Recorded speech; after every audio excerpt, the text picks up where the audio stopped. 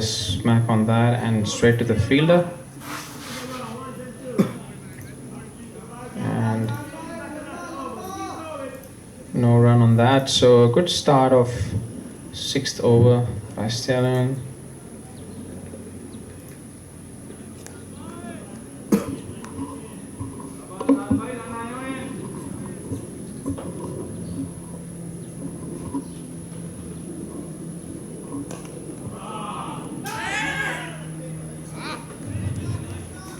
A little bit of confusion, but clear calling towards the end.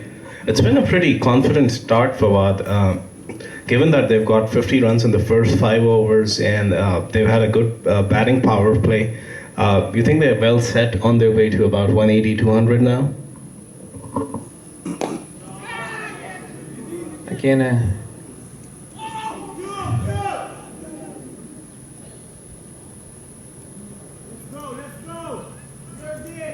yes, Mani, what we discussed this morning during the inspection, that we expected to have a average score of around like 180 on this deck.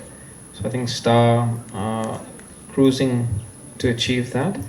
This was the first shot where a misfield, a catch was dropped.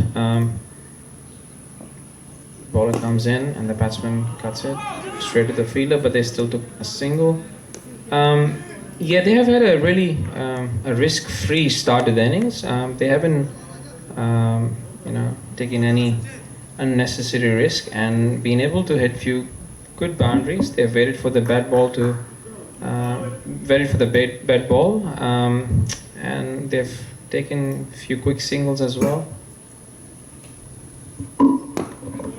And I think one thing I really admire about their approach so far is they've picked their bowlers. Given that Noshtush Kenjige has a high profile and they know he's somebody who can get wickets if they attack him, they've just played out his overs. They've picked 3 runs off his 2 overs, but on the other end, they've got 26 of the 2 overs of Haris and 20 runs of Hamza's first over. So that's 46 right there of 3 overs. Yeah, exactly. They showed respect to a good bowler and just played him off, and then they knew who they should attack, and they've gone according to the plan. You're spot on there.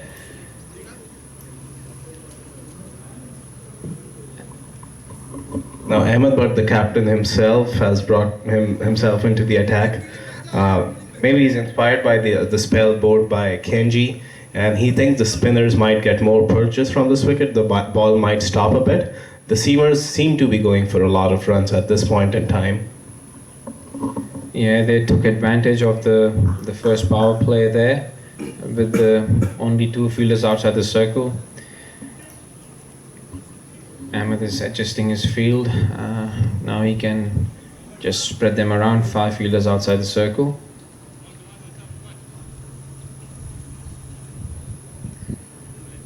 Just warming up there.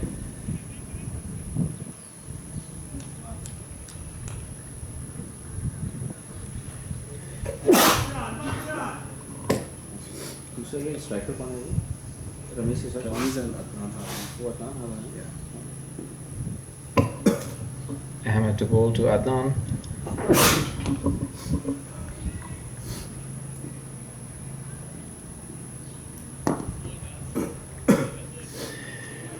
Adnan just drives it straight to the mid on and takes an easy single.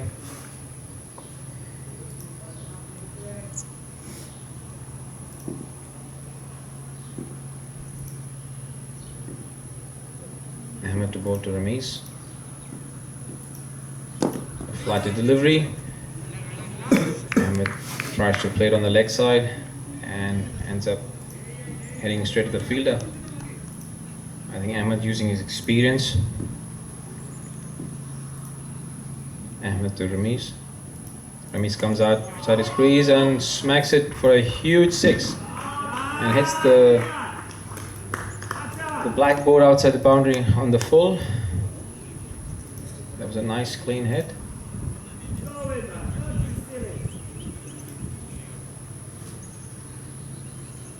I think we might have a bit of delay as the fielders are trying to retrieve the ball. I just sincerely pray that they do, because I'm almost fed up of the expenses incurred on balls as of today. I think yesterday we ate up about 4 boxes of balls, primarily due to the exploits of Rizwan Chima and Sean Findlay. Both of them scored 100 on the Bilkis field, and during the course of their innings, we lost as many as a dozen and a half balls between the two of them. So, surprised, Fawad, by the kind of fireworks we've got in the Houston Premier League, whether they were celebrating the 4th of July or was it, just them in being in the mood, we don't know yet. But, one of them would be, in fact, Sean Findlay would be probably due in next to come for the Stars. And given the kind of start they've got, he can only come and capitalize. And they've also got Jaskaran and Malhotra in the lineup. Yeah, exactly. I would hate to be the sponsor, for the balls, match balls.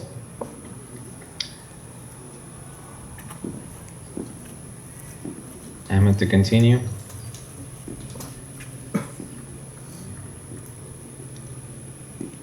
The batsman tries to cut it, but missed it. Keeper nicely collected it, throws it back to the bowler.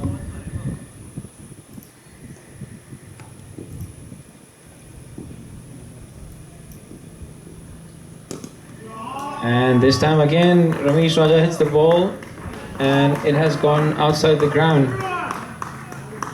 Seems like we'll be in trouble. Yeah, just as, I was keeping my fingers crossed, I think this ball, there's no retrieving this one. It's cleared the ground, it's cleared the street on the other side, and it's landed into the ranches across from Moosa Cricket Stadium. So, arguably one of the biggest hits so far in this tournament, and we are having to call in for a replacement ball.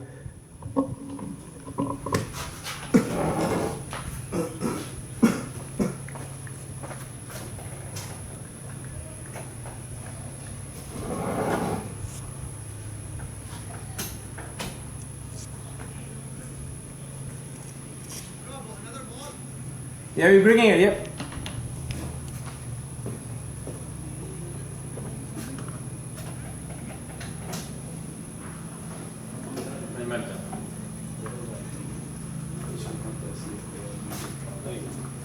Ordering it? Use now?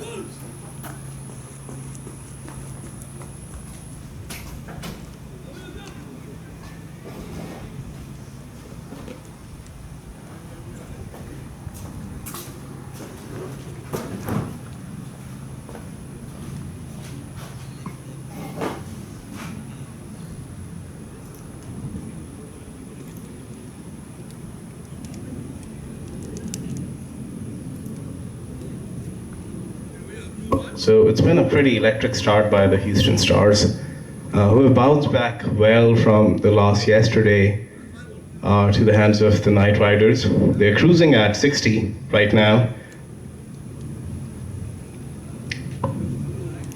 In fact, it's going to be 66 now with that last 6. They're still in the 7th over, so it's just the run rate is hovering around 10 runs and over. And they've got the firepower to even push it towards 11 and 12 in the coming few overs.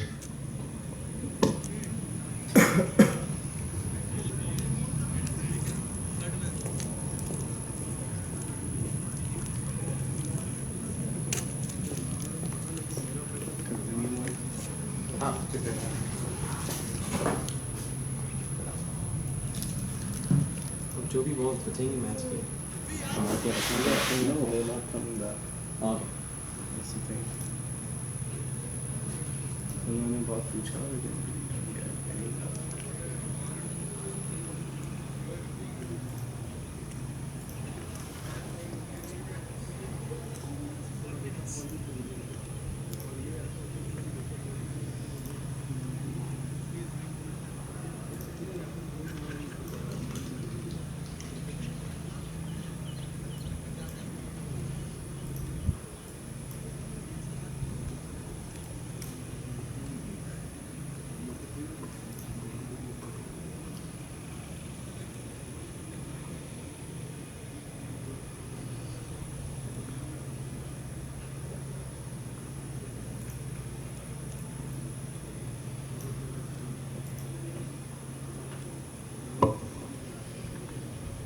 Let's quickly take a look at the Stars and Stallions rosters.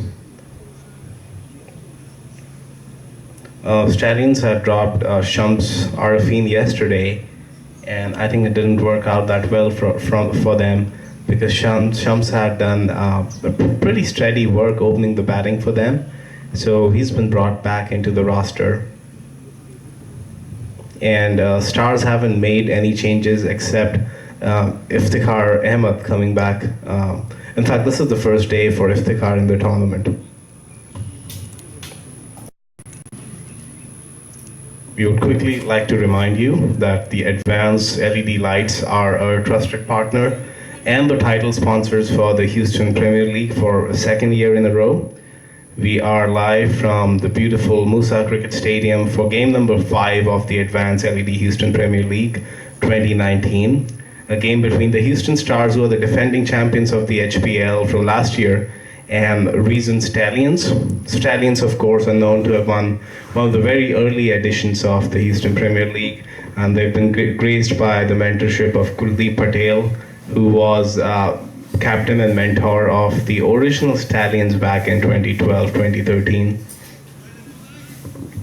Ahmed Butt, the captain of Stallions, comes into bowl to Adnan Haroon. Short of length outside the off stump, Adnan rocks back and punches at 2 point. No run, end of the over. An over that got inflated with 2 big sixes. And the Stallions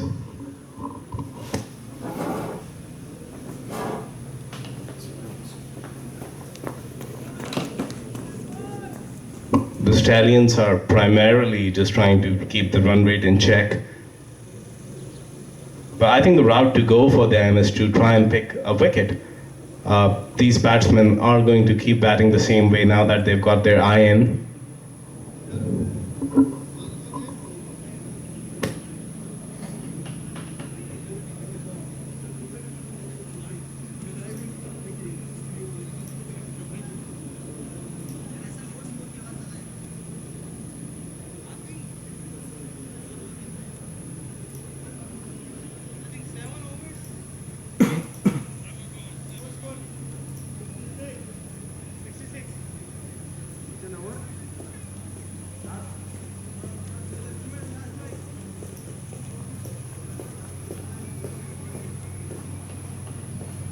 It's 66 at the end of 7 overs.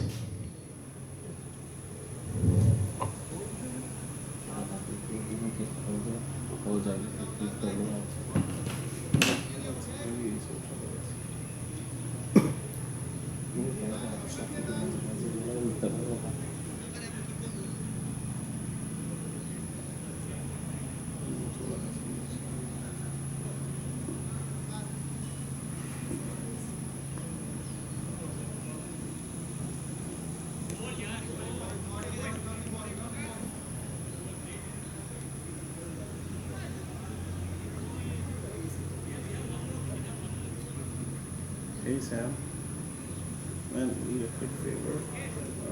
The 2 gates on the west side by the scorecard, we need to open both of them because the balls are going over there. So that way players can go and retrieve the balls from there. Okay. Yeah, you just need to open the white one. I think the other one is covered by trees, so just one gate is fine. Alright, thanks a lot.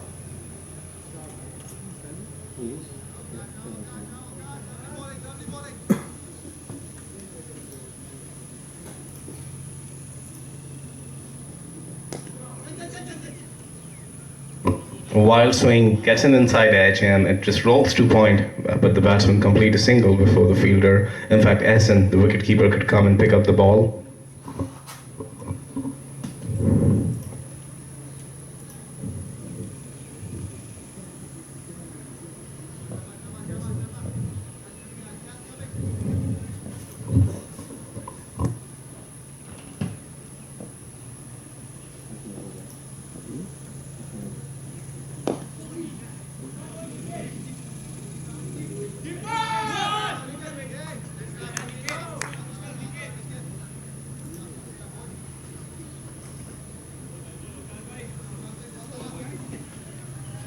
Waqas, who bowled a pretty decent first over, just conceding 4 runs, was back in the attack. And they've just got a single so far.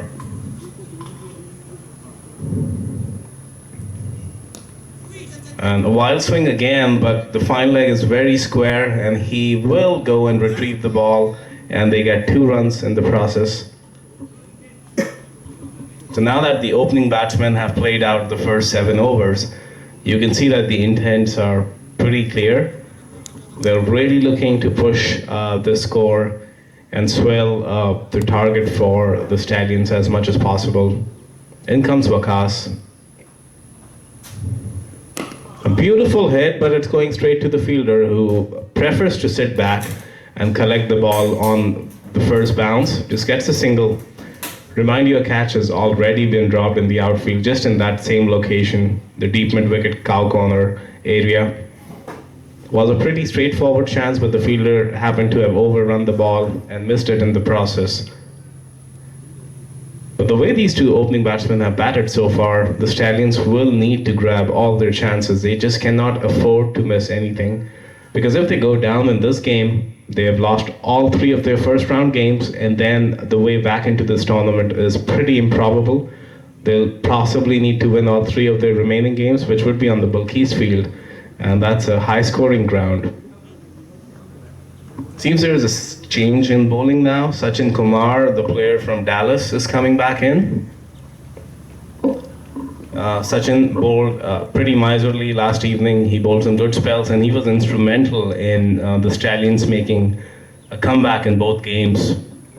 So this is a very crucial spell. You only wonder if he's coming too late, because a lot of damage has been done. But Sachin is a big impact player, and if he gets his spinners going, he would change the game pretty soon.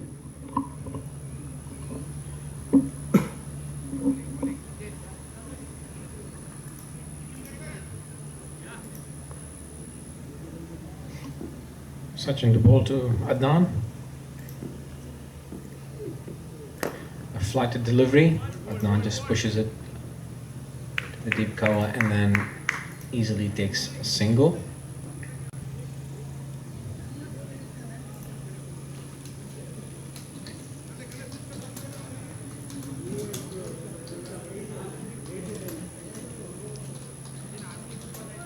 Yeah, Star at this stage have a dream start to their innings, and they've set up the platform for a big total.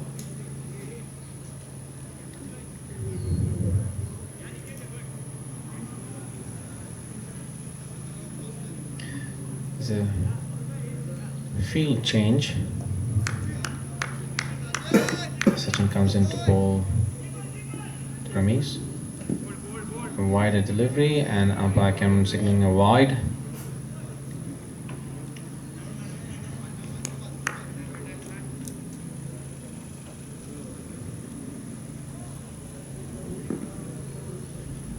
Sachin to bowl to Ramesh again. And Ramesh just pushes it to point area, and the batsman just complete another single on that, sorry.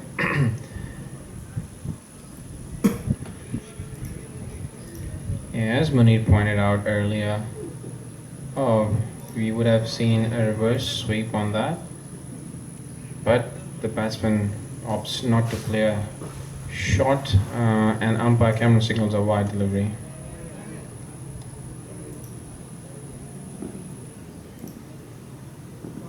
Sachin to Ramesh. And Ramesh just smacks it straight, and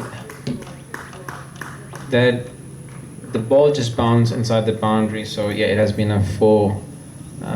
Yeah, Ramesh seems to be picking the bad deliveries really well, and then yeah, treating them accordingly.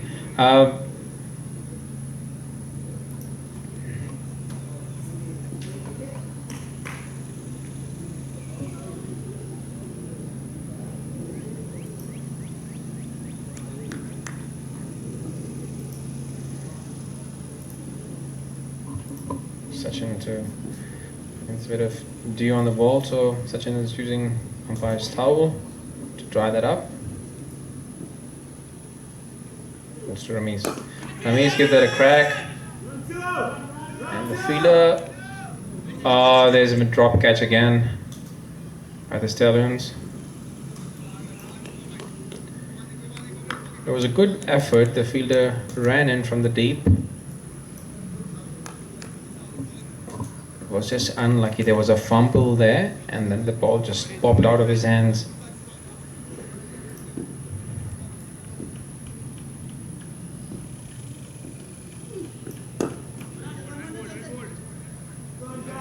This time, Adnan just pushes the ball for a single.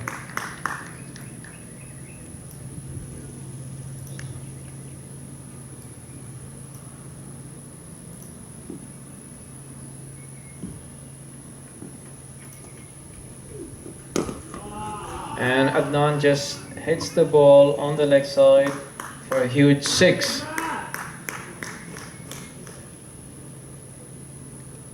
And that completes Sachin's first over from this end. And the intent is pretty clear by the batters after a solid platform set by these two, and then they're just enjoying the time in the middle now. Yeah, Sachin was supposedly one of their prime weapons alongside Kenji, but even his first over has disappeared for 16 runs.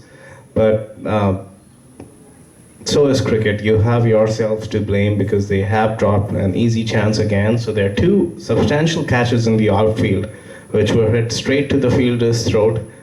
The fielders ran in, they came to the ball, but they ended up spilling it. So another lifeline for the Stars opening batsman. And as we look at the worm graph, you can see over number 1 and 3 were the only steady overs they've had, possibly number 6 to an extent as well. But apart from that, everything is going up, everything is facing up. And 1 and 3 were the overs by Kenji, and that's where they only conceded 3 runs. But yeah, as you can see, it's looking a lot of tall buildings right now. And Ahmed Butt needs to come up with something in order to stem the flow of runs. Otherwise, they could be looking at chasing a huge total. And another wild swing, inside edge, goes to mid-wicket. And the batsman scampered through for a single. Waqas continues. He's bowled decently well in his first 2 overs.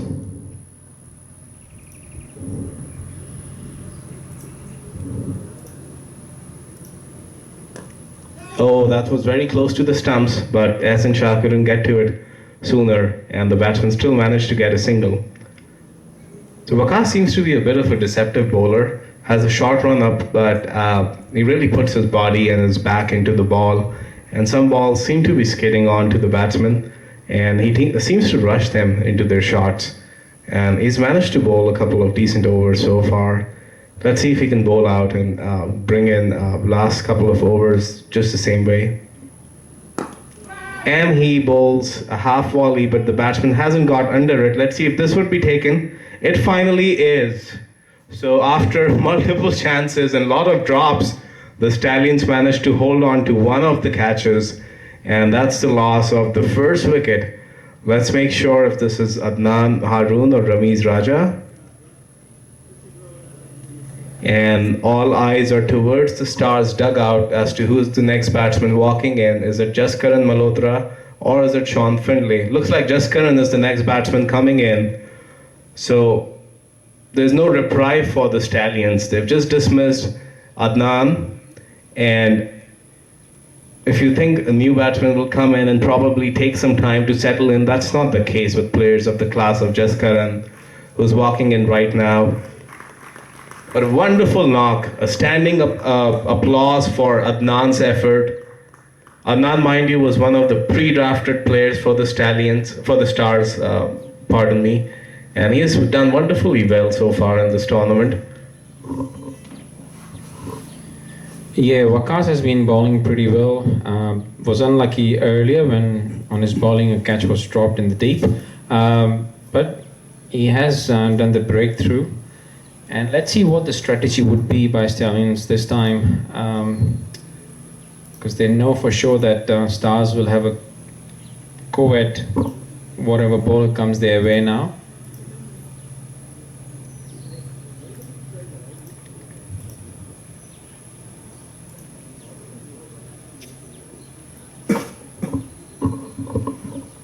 So, Jaskaran, the US national team wicketkeeper and vice captain, he's one of the finest players in the country, a very explosive batsman. And by his standards, he has had a very quiet Houston Premier League day one so far, so he's due a big one. And he's got the platform.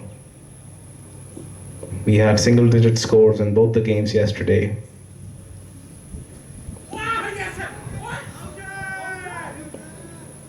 Almost an afterthought of an appeal from rest of the fielders in the ring, but Waqas seemed to be pretty excited about his chances.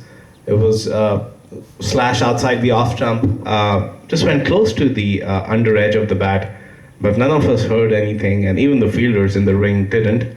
But Waqas seemed to think otherwise. Here he comes again to Pramesh Raja Jr. And he's maintaining that good line and length outside the off stump. Just those hard lengths, so we say. Nothing half volley, nothing really up to the batsman in their arc. And Ramesh knocks it to long on for a single. And that brings Jaskaran Malhotra on strike.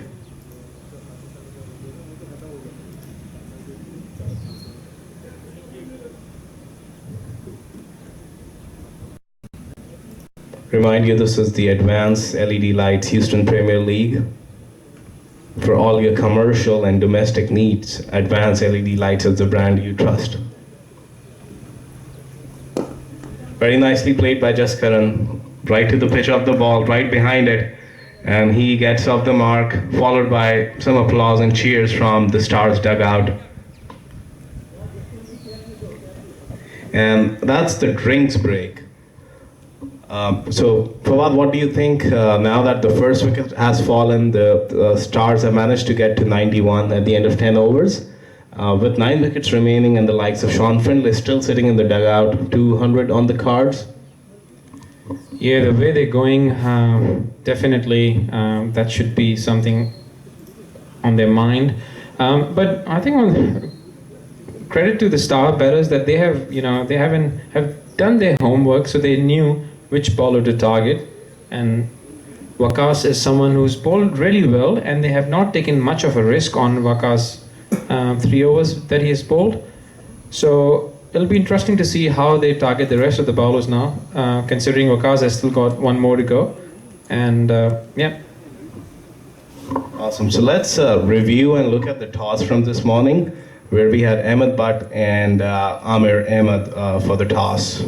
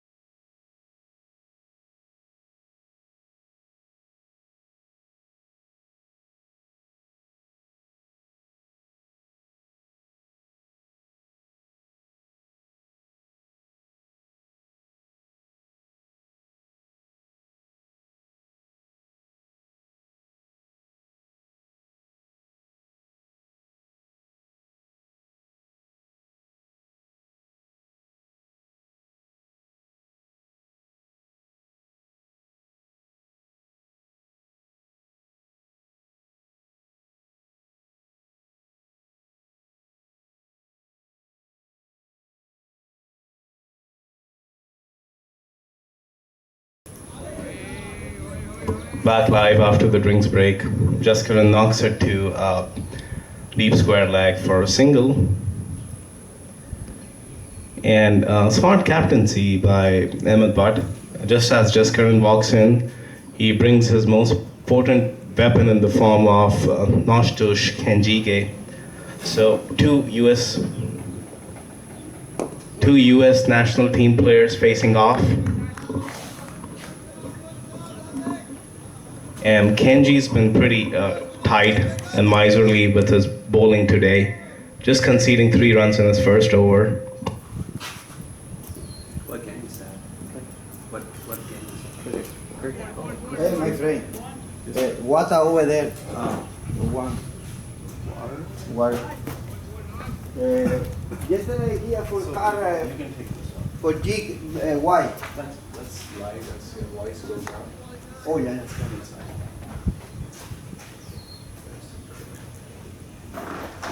I've never seen cricket before, but that's pretty cool.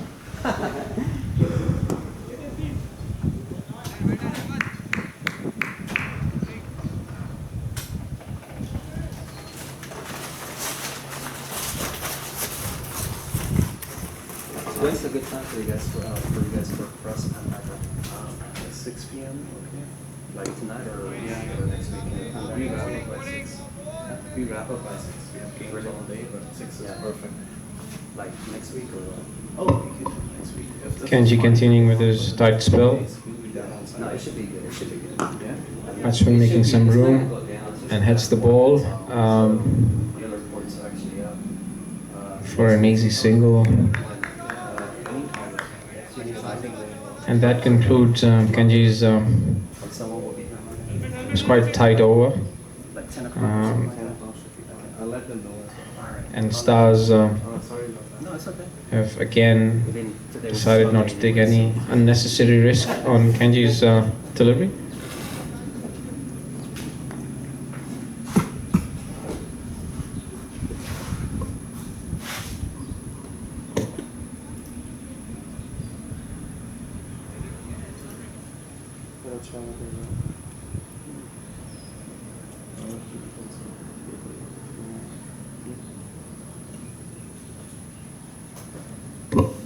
So this might be a good time for the Stallions to try and claw their way back into the game. The wicket has just fallen, and the batsman would be looking to regroup. And if they can get a couple of good overs, just keep it tight and not concede any boundaries for the next few overs. Lucas comes in for his last over, pretty tight. Just trying to hit the top of that off stump and landing the balls on the seam, just trying to see what the pitch has to offer. And he's done pretty well, and he is a complete T20 package, bats left-handed, and can also, swing his bat when needed. And Jaskaran goes for the big one. He knows long on is not back there. In fact, he goes right over mid-wicket. Ahmed Butt was inside the circle, and Waqas just drifts a little bit in line, and Jaskaran doesn't need an invitation, and he hits it over the boundary. So great hit by Jaskaran. He's off.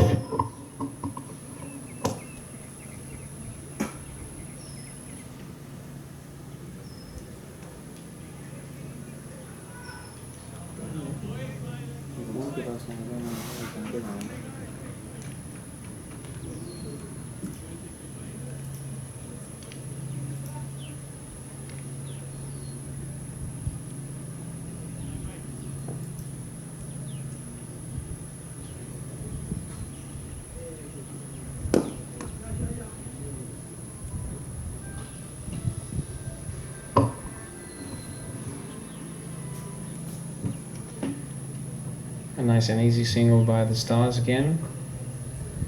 They'll be showing respect to Waqas. Waqas comes in to ball to Ramiz. And Ramiz just pushes it for a single. That's 100. And Stars have just completed their 100 runs in the 12th over. And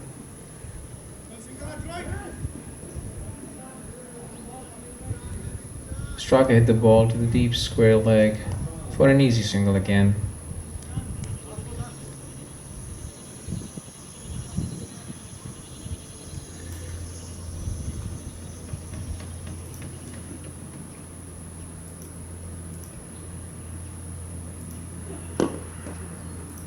Makas comes in, and Ramiz has been quite steady, just pushed the ball and without any unnecessary risk took an easy single. That completed the 12th over, and Stars are now on 102 for the loss of 1 wicket. I've been missing you, sir. All yours, my friend. You're getting up a little too easily. This is something that doesn't come to me naturally, so. No, I mean, it's been. You're doing a great job taking it. Yeah, man. It's been a lot of fun today. They're hitting 109 overs. Oh, look, it's You have last option to consider 180 still? Before you change. Just one. one down. Wow.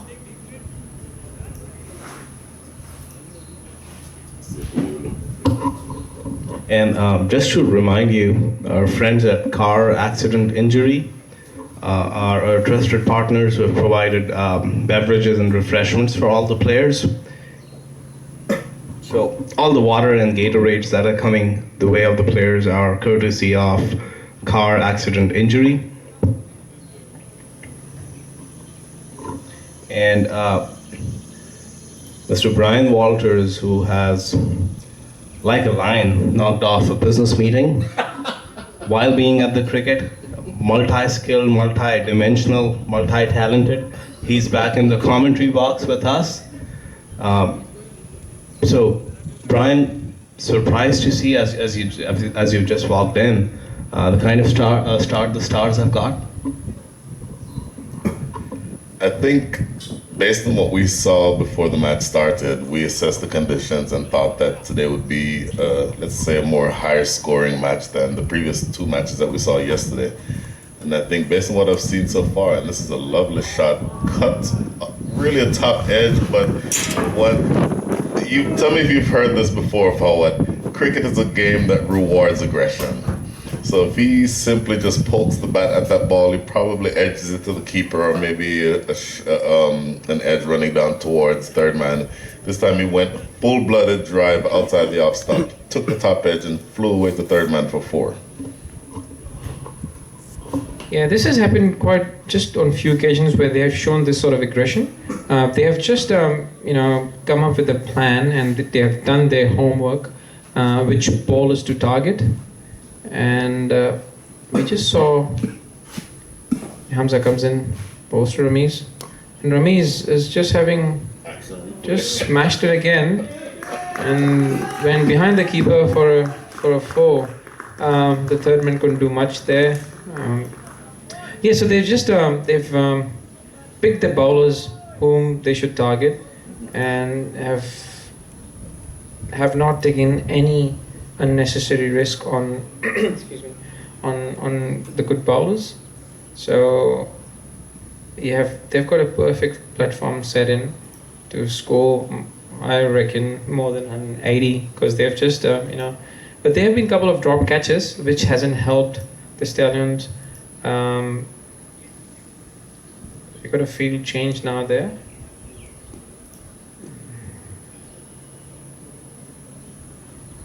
So Hamza comes in, bowls to Ramiz. And Ramiz continues, bangs straight to field in the deep, and they easily took a single. So we talked about the exploits of our young Hamza Khalid from yesterday.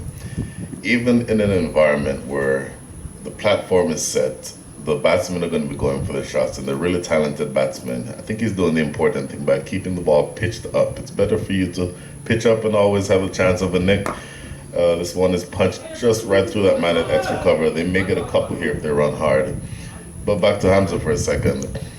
Even on the 2 4s that were hit behind square on the offside, the second one a little bit more fine than the first one did. he's still getting the ball off of the edge. So the shot that went straight down to long off just now was a pretty firm drive. But again, he's pitching the ball up, and even when the other the batsmen are going for the shots, he's still, as a youngster, putting the ball where I think he needs to. And in fact, he's actually bowling very intelligently, because now he's switching things up a little bit. Those last couple of balls were short of a length. But all of that to say, we're looking at probably a pretty big total here. Yeah, I'm really impressed with this youngster. He's just, knowing that the batters are just, having a good time there, and, the way he's bowled is exactly, and a happy hour for them. But he's inviting the batters to play at it, letting them take risk, even though he might get, smacked for a 4 or something, but he doesn't care. And yeah, he's bowled a pretty decent line. But I'm actually thinking that at this stage, 200 probably will be the target score, or Stars would have in their mind. What do you reckon? I think a lot depends on somebody who hasn't even come out into the middle, and that name is Sean Findlay. So if Findlay walks in with a decent number of overs, I think he can swell this up to anywhere over to 200 very easily. I'm going to show my age here as well as my heritage. It used to be said in the old days that even when Greenwich and Haynes were going at their best and going top guns, you would not want a wicket to fall, because if a wicket fell, the next one that would be in would be Vivian Richards. So you'd prefer you would prefer for Greenwich and Haynes to be going along at 8-9 runs and over, and in those days 8-9 runs and over is a very high scoring rate, than to have one of them get out and have the absolute master blaster come in. So we may be looking at a similar situation here. Are you old enough to have heard of Greenwich and Haynes? I certainly have. I remember the whole batting lineup, consisting of Gus Logie, Richie Richardson, That wouldn't have been the first name I called. Jeffrey Dujon. I think Gus Logie was sort of a jaunty Rhodes in your team. If you put him around point or square leg, you're definitely saving 20 runs in a one day, like a 50-over game, or 20 to 25 runs just by his athletics there. No, what a team! I think they always, the West Indian follow that phrase of play hard but play fair, and that was the good thing, And talking about aggression, what a team you guys had! Like a dream team.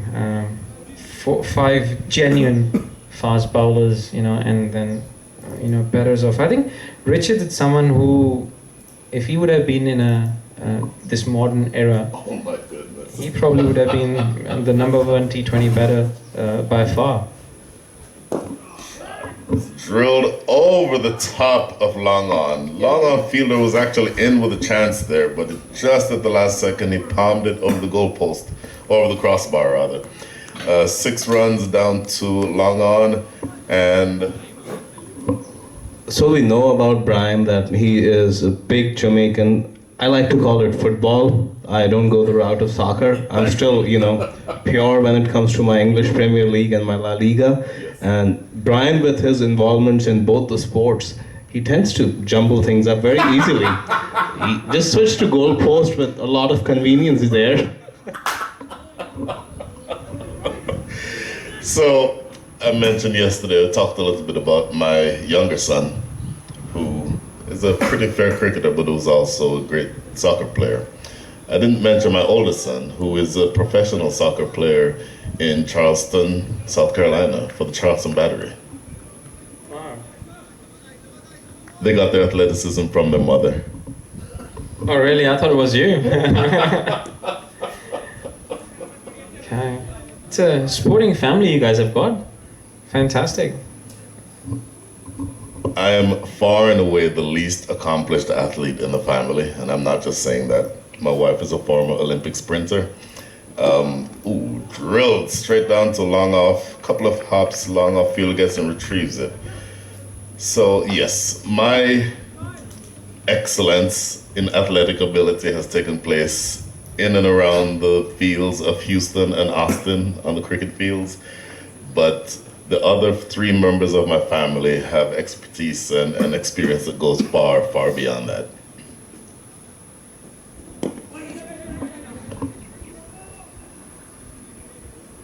I probably need a lesson in, in knowing how to impress an Olympian. That's a separate discussion we will have after the game. Off the air.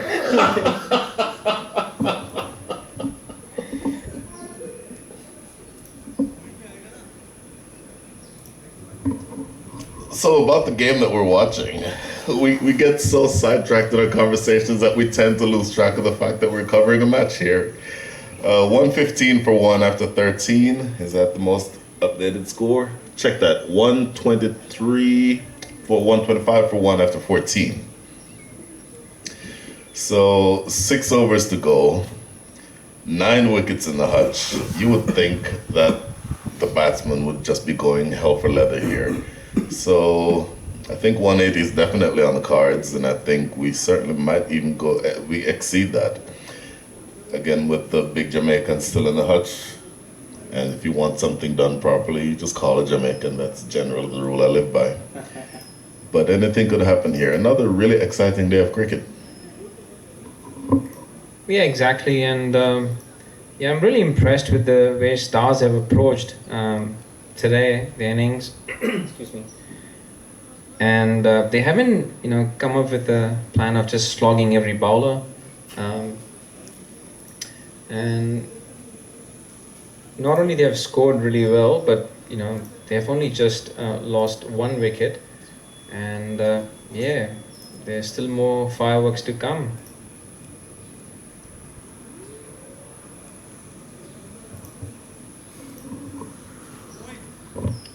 So we've spoken a lot about West Indians as Hamza is about to continue his spell.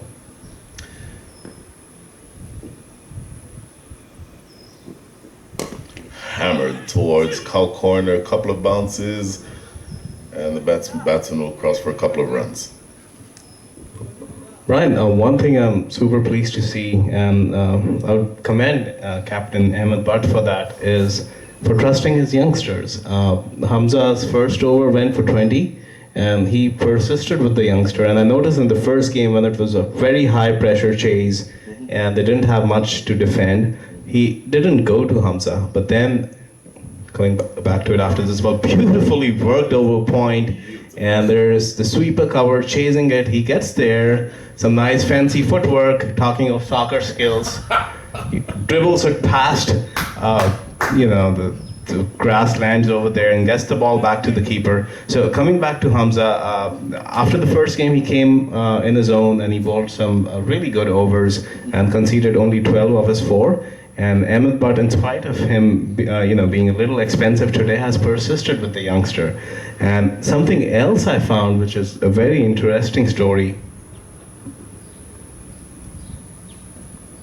and some cheeky improvisation, and Ramiz Raja Jr. literally toying with the youngster now, and gets down on the saddle and works it fine for 4 runs. So Brian, something else I discovered yesterday, and that's quite a Cinderella story, is one of the other kids alongside the Hamza who's a scholar at the Smart Choice National Cricket Academy, Safiullah.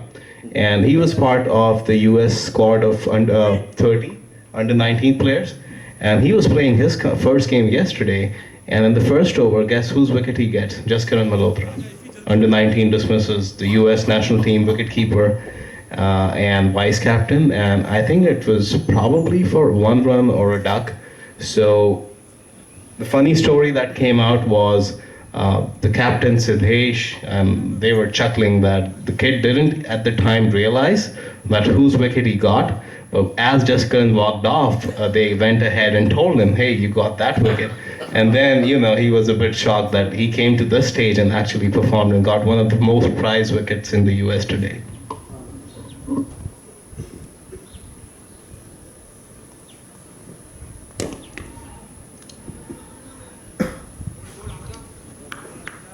something that's even more impressive than the fact that he got Jaskaran's wicket is that if it happened on the Balkis field, he got Jaskaran's wicket on an artificial turf where there's no tricks regarding bowling. You don't get any assistance from the pitch. That was strictly whatever the wicket was, and I'd be interested in hearing how the wicket fell. Oh, slower ball, and he absolutely jumps into it. So that one is a lost ball at this point. But however that wicket fell, the reality is that he would have gone, and just to check, we are going to have to need a new ball here, or at least a replacement ball. Umpire Fawad Qureshi there showing tremendous dexterity and fleet of foot. just a flick of the wrist, that ball travels 18, 19 yards to the fielder. But that's a truly wonderful story to hear. Jaskaran, as we know, is one of the most destructive batsmen anywhere in the Americas, and given the status that U.S. cricket has right now, by extension, among the associate nations. And he scored heavily, certainly at this level of cricket and at the level above us where we're talking about playing at the associate level.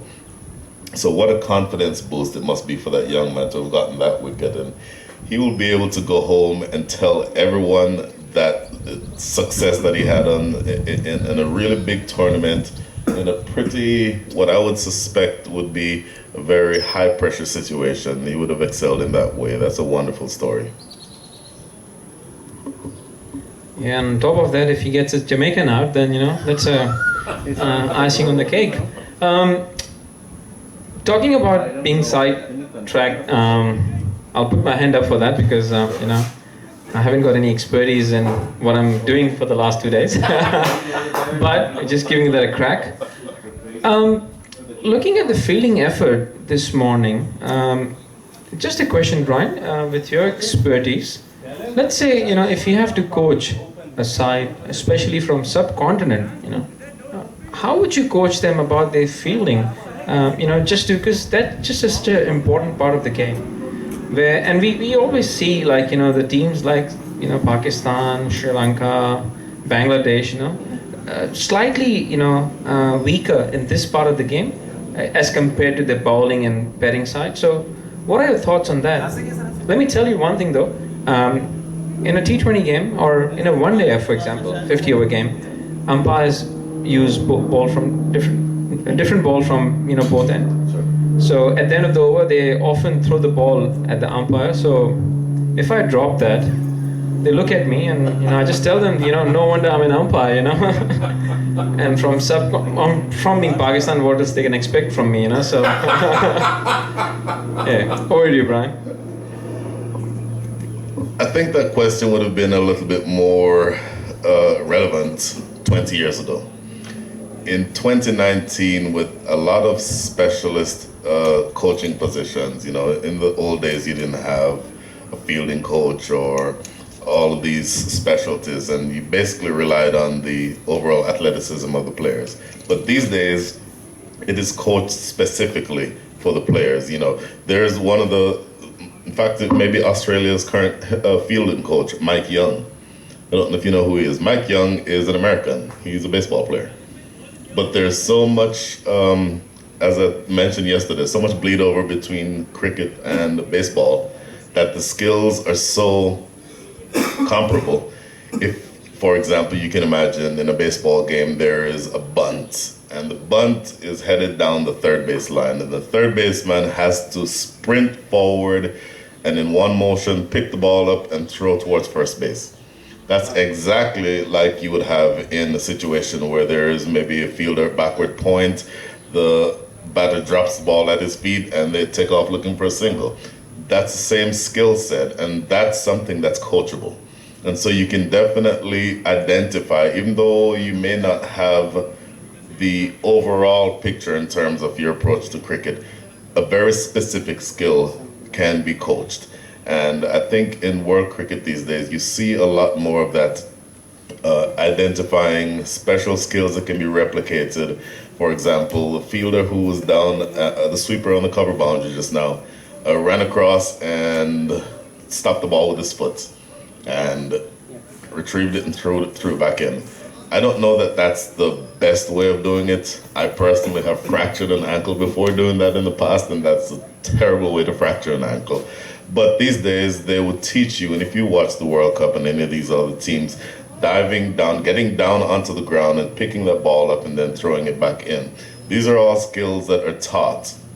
And so I think historically you might have said South Africa has always been one of the best fielding sides in the world. New Zealand is always one of the best fielding sides in the world.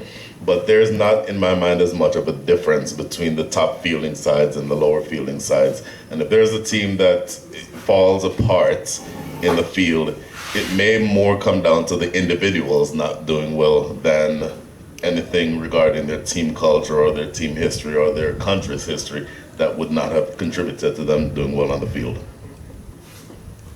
No, fair enough.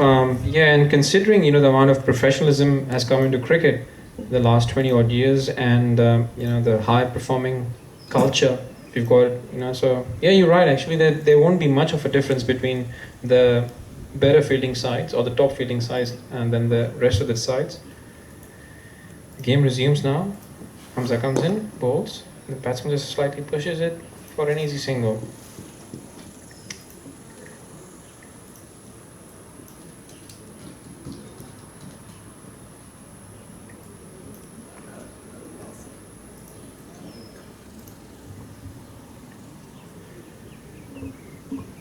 Well, this has been my first experience dealing with a Jamaican one-to-one, one-on-one. So I can tell you, I've learned.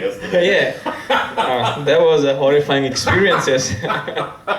Just to let Chris Gale know to get off the pitch, You didn't take it well. The difference of the size, as if. But anyway, it was Chris has been quite instrumental in the modern day T20 format of the game, and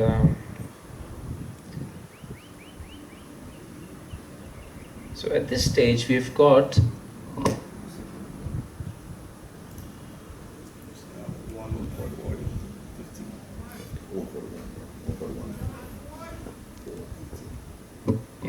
in 15 overs, Stars are on 141 with only 1 wicket down.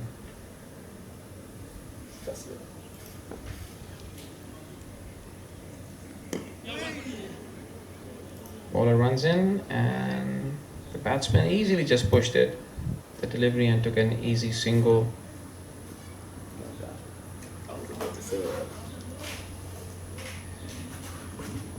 So the bowler being Abid Magnogia from Austin bowled a very economical spell yesterday, but the conditions are completely different today. Let's see. Oh, this is ripped towards the sweeper out there on the offside. Another single.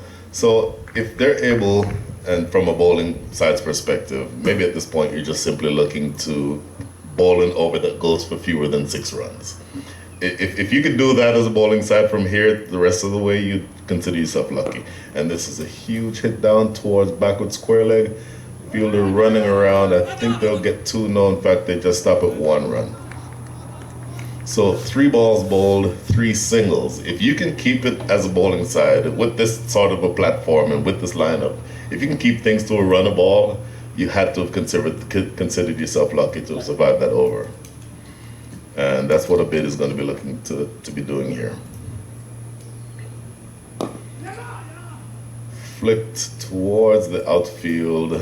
Captain Ahmed Butt comes in off the boundary and retrieves it. So 4 balls and 4 singles. We're at 149 for 1 after 15.4.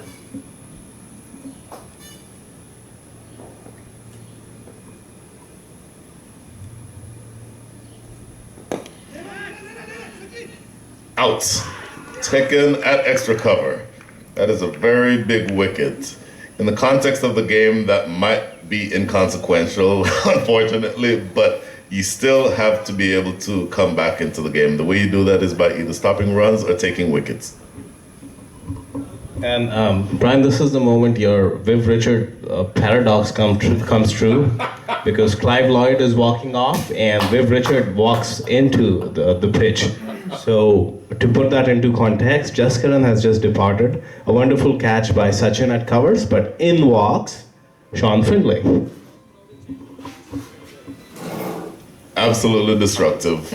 In my pre-tournament analysis yesterday, I picked Sean Finley as the player who I was most excited to see. And I think it's fair to say that he probably hits, along with Rizwan Chima, the biggest long ball in this entire tournament. Very strong, very powerful, very tall. Levers out of nowhere. In fact, Jaskaran 31 off of 22, so he did his part in terms of setting the table.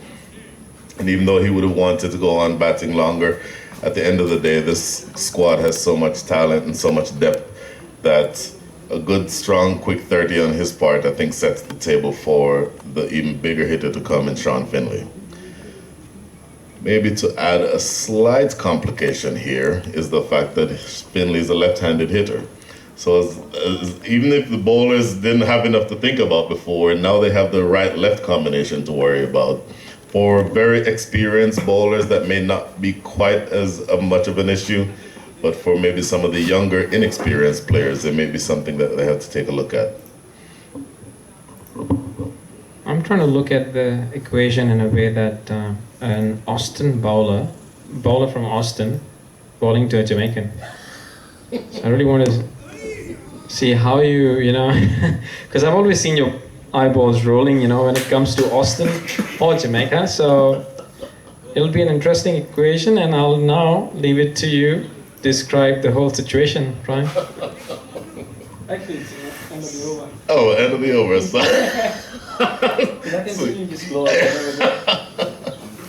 so at the end of the over, we are looking at, we're looking at the points table here. In fact, I'll ask Mr. Munir to take us through that.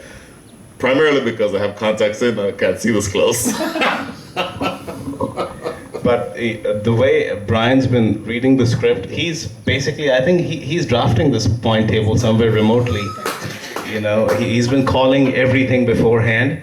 But coming to the points table, Knight Riders are the only team there who's sitting pretty undefeated in the tournament so far, 2 wins out of 2 games. And Stars suffered a defeat to the Knight Riders, but they won their second game against Gladiators on the back of a ton from Sean Findlay.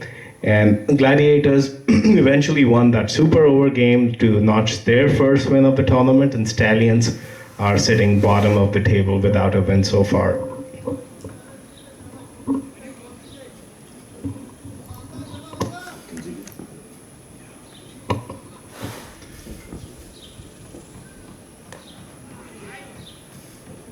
Outside edge here from the first ball to in fact, it goes for 4. So the first ball to Ramiz Raja Jr. in the over.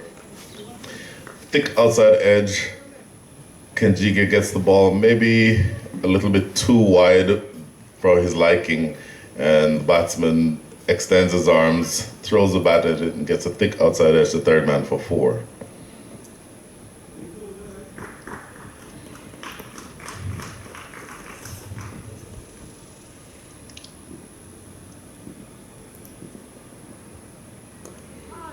Second ball here. Oh, we chopped on. Oh, okay. So at the end of the day, a relatively soft dismissal. And here we see Nashtosh Kenjige has a knack for picking up key wickets at key times. Yesterday, Rizwan Chima was going off and blasting the ball over the place. 25 runs off the first over. He got him LBW. And now in this case, Ramiz Raj Jr. chops on to what was a little straighter delivery than that first ball that went for 4. Gets a thick under edge and loses his off bail.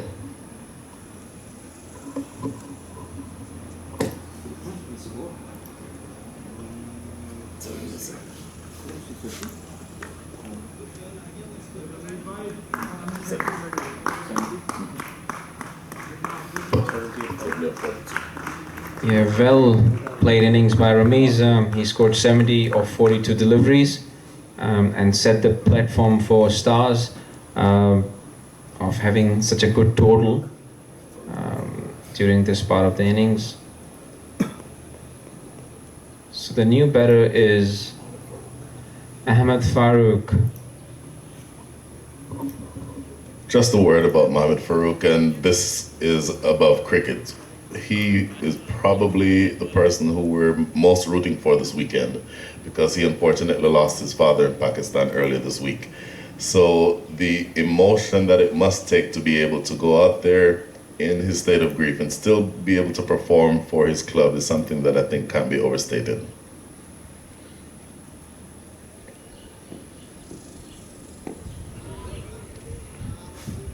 So Farouk takes his first delivery from Noshosh Kenjige.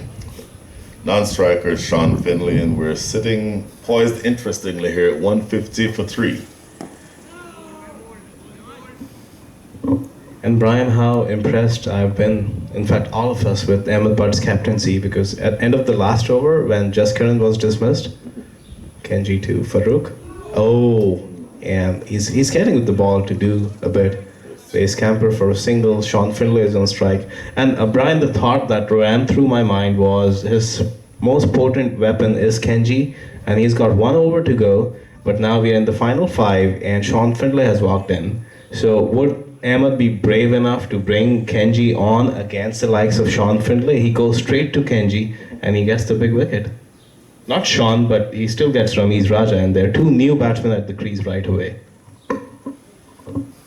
I think we can safely say that one of the most inspiring things about this entire tournament so far has been the captaincy of Ahmed Butt.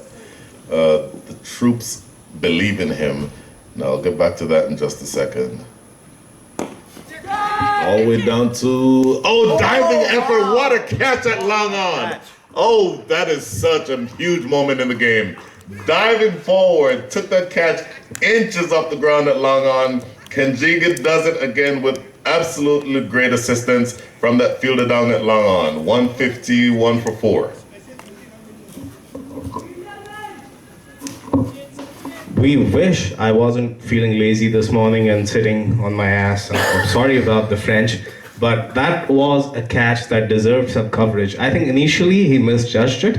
He stayed back on the boundary, and then Sachin realized that the ball is dying on him, and he pulls off a spectacular dive, pulls it probably from the blades of the grass, literally with his fingers under the ball, full stretch dive, diving forward, and takes a spectacular catch. And I think, was that a golden ball duck for Sean? It was, if I'm not mistaken. I don't know that I like to admit that, but yes. But more than anything else, again, we've said this several times this weekend, a game of glorious uncertainties. So the man that scored 100 yesterday with 14 sixes, no, maybe that might not have been him, that might have been Chima, but either way, a ton of sixes, a ton of fours, and 100 is now dismissed first ball. Yeah, that was a great catch in the deep. And we won't be able to see the contest between an Austin boy and a Jamaican boy, which hopefully will some stage of the tournament. So yeah, I think it's all of a sudden losing a couple of good batsmen. And again, credit to the captaincy of Ahmed Butt. So the innings Sean is referring to from yesterday, Finlay scored 117 off just 40 balls.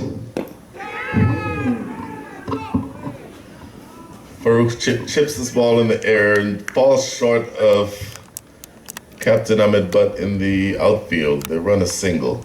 So back to what you were saying, Munir, this is an example of really astute captaincy. So in some ways you're rolling the dice, using your best bowler at that point in the match, but the roll of the dice, I would think of it as an educated roll of the dice, comes up trumps, and he is able to pick up 2 very, very big wickets in what that would have been his final over. Is that correct? And the obvious uncertainties or doubts a captain's mind would be clouded with was a batsman of Sean's power. You don't want to put a left-arm spinner because everything is in arc. But like often coaches say, and you're always told, is your greatest strength your biggest weakness? And he went for that big hoik over long on mid-wicket, and he didn't probably get under the ball. Oh, God! Oh. And it's Sachin again. He's turning this game on his head. by just his fielding. Another spectacular catch by Sachin. You know, Abid, that's not the best ball that he's ever bowled in his life. This is a half volley on leg stump. Farooq did exactly what you want to do with a ball on leg stump, clipped it very firmly. Unfortunately, got it just a little too fine and it carried straight to Sachin at short fine leg.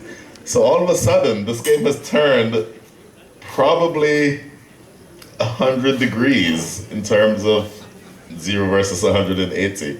We're almost looking, at first we thought maybe 5 overs ago we were looking at a score in excess of 200. Now, there is a tremendous effort to pull this game back by Captain Ahmed Butt and his boys, and this is turning out to be a really interesting innings. Apparently, I think the fielder was not Sachin, because as soon as we referred to him as Sachin, he had a look at us and gave us a glare. So, and he's just smiling now. So I'm pretty sure it's not Sachin. Sachin was, yeah, somewhere else. Yeah. So apology for that. We'll get the name in a sec.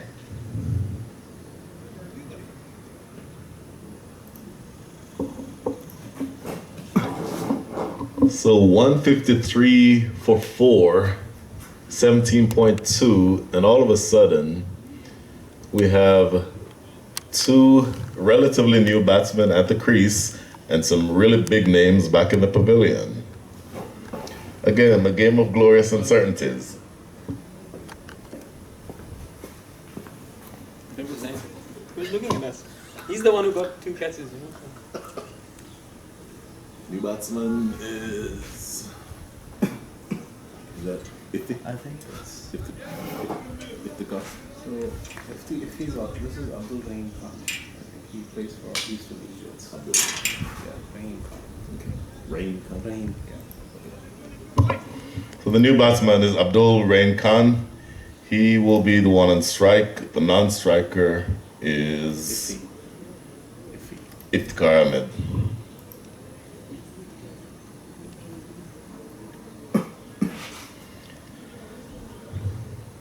And the Austin bowler all of a sudden is running right through the side like a hot knife through butter.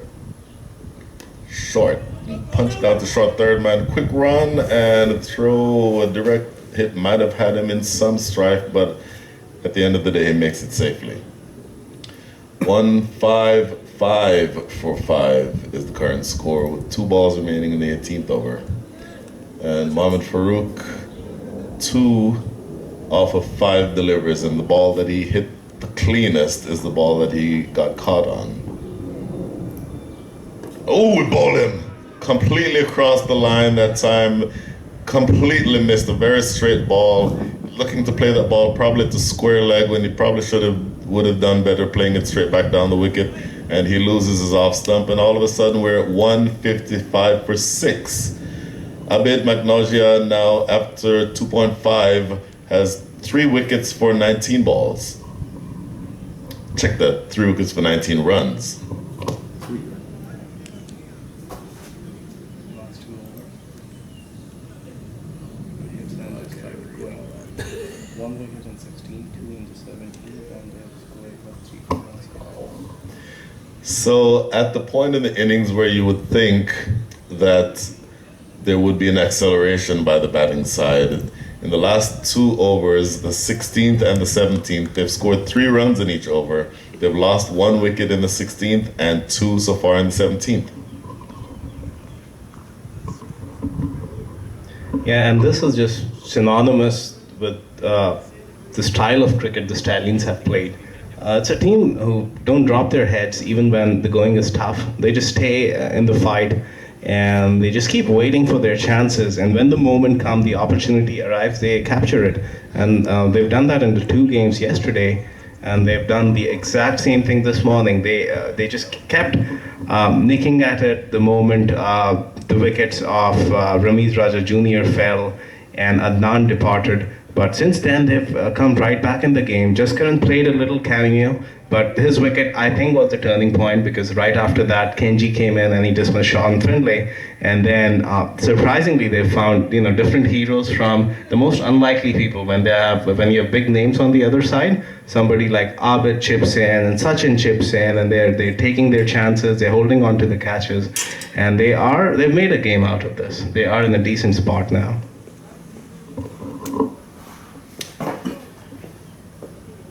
With one ball remaining, or two balls remaining in the 18th over, Abid now in bowling to the new batsman. We'll get his name shortly, and this is chipped behind square down to short or short fine leg for a single. Wicket. Fielded by not Sachin. The first one was by Sachin, the spectacular. Okay. This is the wicket. This is the batsman. Rahim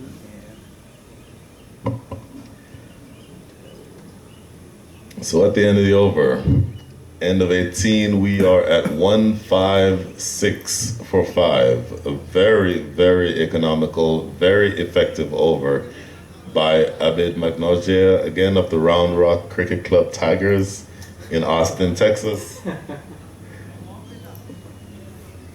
And all of a sudden, an innings that looked to be heading towards the 180 mark and above is now sputtering a little bit. I think it's fair to say that they are probably 30 runs behind where they thought they'd have been at this stage of the game.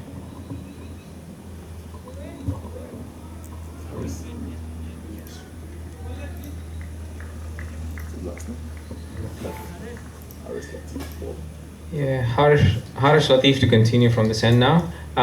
Yeah, funny game of cricket. Who would have thought, at one stage Star was just cruising, and all of a sudden, credit to the Stallions, of believing in themselves, and just containing the Stars to a lesser amount of score total than what was expected of them at one stage of the game.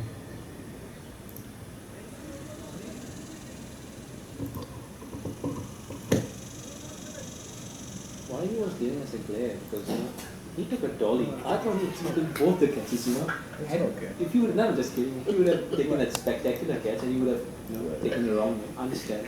Because we have so few broadcasts, there are so many games that we barely get any broadcasts. Players,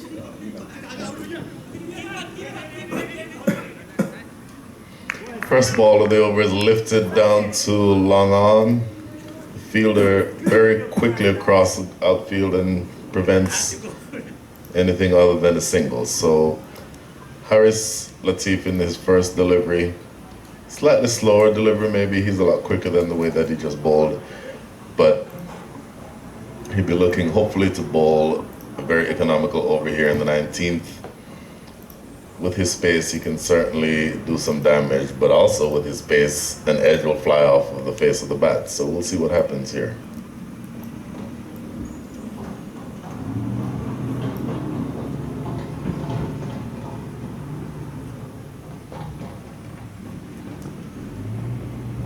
Slower delivery, lofted down, very simple catch to long off. Another wicket goes down. 1-5-7 now for 6 in the 19th over.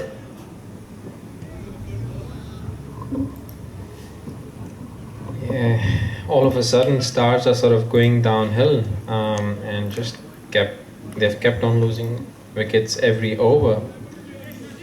It's just a huge turnaround to the game, and Stallions are just back into the game, and by the looks of it, they'll be able to contain Stars with lower score than 180. So something has gone wrong with our fortune teller, but that's the beauty about this game. You never know, and I've just actually come up with a couple of scenarios for you. Once the this innings concludes, I'll present those two scenarios and check your knowledge about the laws of cricket, Brian. So you ready for that? Are we talking a live on-air quiz? Is that what we're talking about? just to keep our viewers thinking, you know. So I would think the better way of doing it is to put it out to the viewers and see if anybody can call in and get the right answer, which will also give me enough time to Google the right answer. All right, good luck with that. Harris, let's see to continue. Quick Yorker. Ooh. Kept our umpire Cameron Best shakes his head in the negative. There was a very, very vociferous appeal on that occasion. From our angles, hard to see where the ball was headed, but umpire Cameron Best is a very good umpire, and if he says it's not out, then you can pretty much assume that it wasn't. Wasn't out, rather.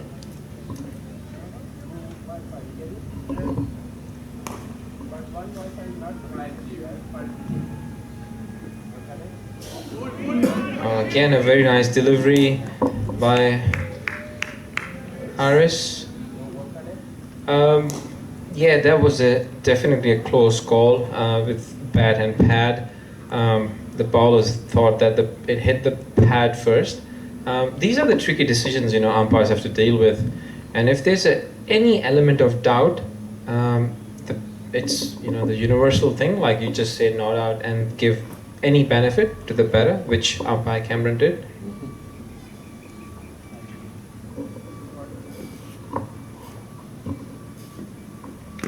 Slower delivery, punch right back to the bowler for no run. So Harris is doing a really good job mixing up the pace of his deliveries. He generally has very, very good pace. That ball that was 2 deliveries ago was a very full, fast Yorker that was dug out. In fact, that resulted in the LBW appeal that was turned down by umpire Cameron Best. But this next couple deliveries were slower balls. You sort of have the batsman guessing at this point.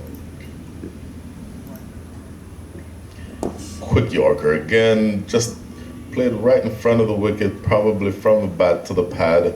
Batsman run through and scamper a single, but again, very economical so far. So I believe with 1 ball to go in this over, we've only in fact, that's the end of the over. So at the end of 19, we'll get you an updated score here shortly.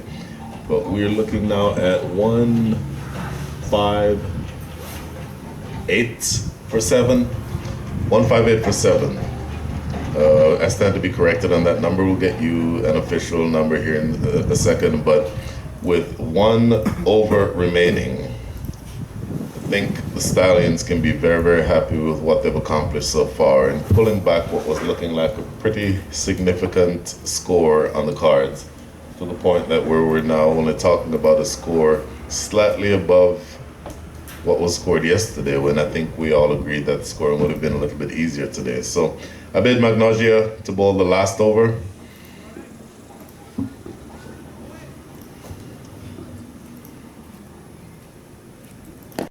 Short of a length, hit right behind square on the leg side. They're coming back for the second. The throw comes into the keeper's end, and the batsman scrambled 2. Good aggressive running there by the batting side. 5 balls remaining in the innings.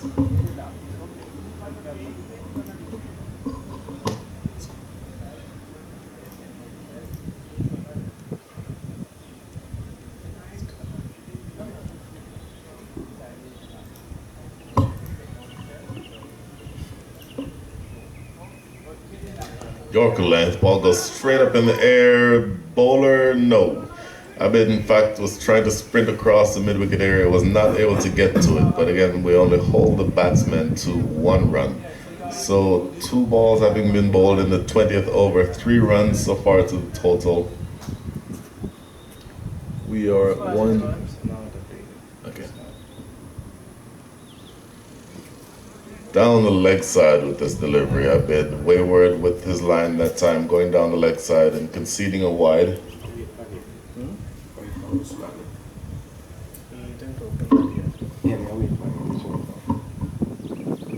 Abid comes in again. Slower one. Will they be able to come back for a second? There's definitely an attempt, but no, that's very good fielding by the fielder. And a rocket throw. This one was definitely Sachin, I'm not mistaken now. And Brian, going back to your tarot reader skills, Did you by any chance jinx it with 160? Was there a prediction of 160? Because they look set for 200. It looks like a supernatural power has pulled them back to 160.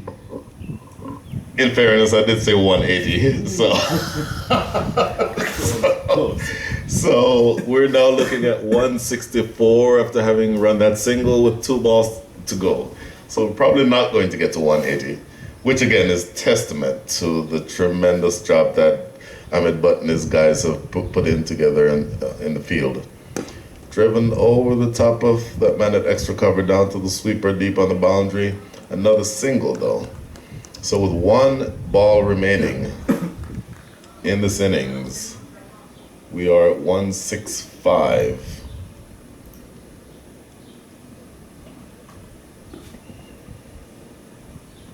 Bowled him, middle stump knockback. Man from Austin does the trick, and he has 4 wickets. 4 overs, 4 wickets, really economical spell. And the star-studded lineup has to have their innings closed probably some 25 or 30 runs short of what their expectations would have been. Yeah, just to confirm, Munir was correct earlier that it definitely was Sachin, because I got a thumbs up from Nikhil.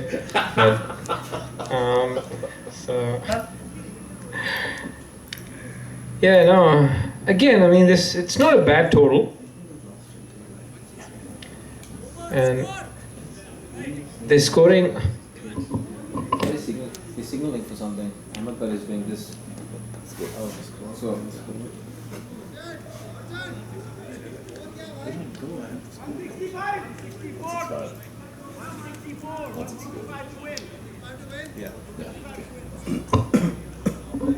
Yeah, 165 to win for the Stallions, and yeah, not a bad total, but again, the way they were cruising around 12th over with only 1 wicket down, we were expecting something around 200 at one stage, so probably a bit disappointing for the Stars, but something on the board now for them to just come and have a go. I think if you'd asked Ahmed Butt, to be completely honest, before this inning started, would you accept 165 as a target? Given the lineup that this team has, that the Stars have, would you have accepted 165 as a target? He would have taken that 10 times out of 10. So tremendous job to have accomplished what they accomplished today in holding a really star-studded lineup to 165 runs, again on a wicket that we thought was going to be producer a score of around 180, and realistically halfway through this innings where we thought, we may have undersold at 180, we're probably looking at 200. They probably pulled things back to 30 runs less than they would have thought that they would have been able to get. Yeah, no, spot on, and yeah, I'm looking forward to an interesting finish. And what do you reckon? What's the possibility of a tie now? I would hope that there would not be a tie. I certainly would hope that there would not be a tie after the super over, because then the calculations that we're dreading would come into play. But at the end of the day, at the end of the innings, I think we're very comfortable with where we are and looking forward to a very exciting second innings. And I'm pretty sure Muni would be just counting the boundaries just in case if there's a tie. So over to you, Munir. I think AB and his boys should be licking their lips at this opportunity, and they just need to apply themselves. They've had many collapses in the middle of their innings a couple of times, but I think this is a golden opportunity and a chase that could be make or break for them in this tournament, because if they don't make this, then they're 3 games down without a win, and then there's a mountain to climb going forward in the tournament. Now, speaking of that, the pitch is going to play a substantial role in this game.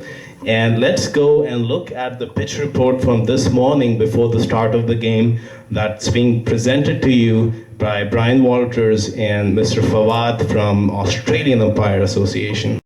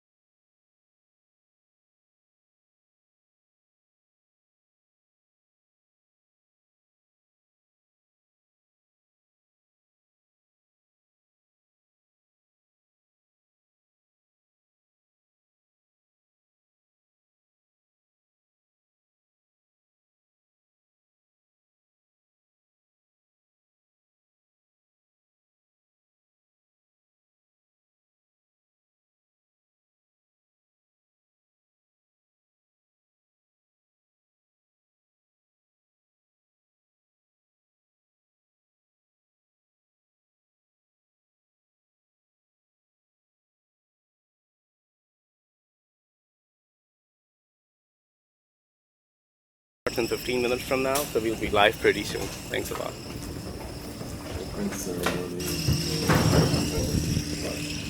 Hey guys, good morning from game day 2 of the Houston Premier League 2019, powered by advanced LED lights.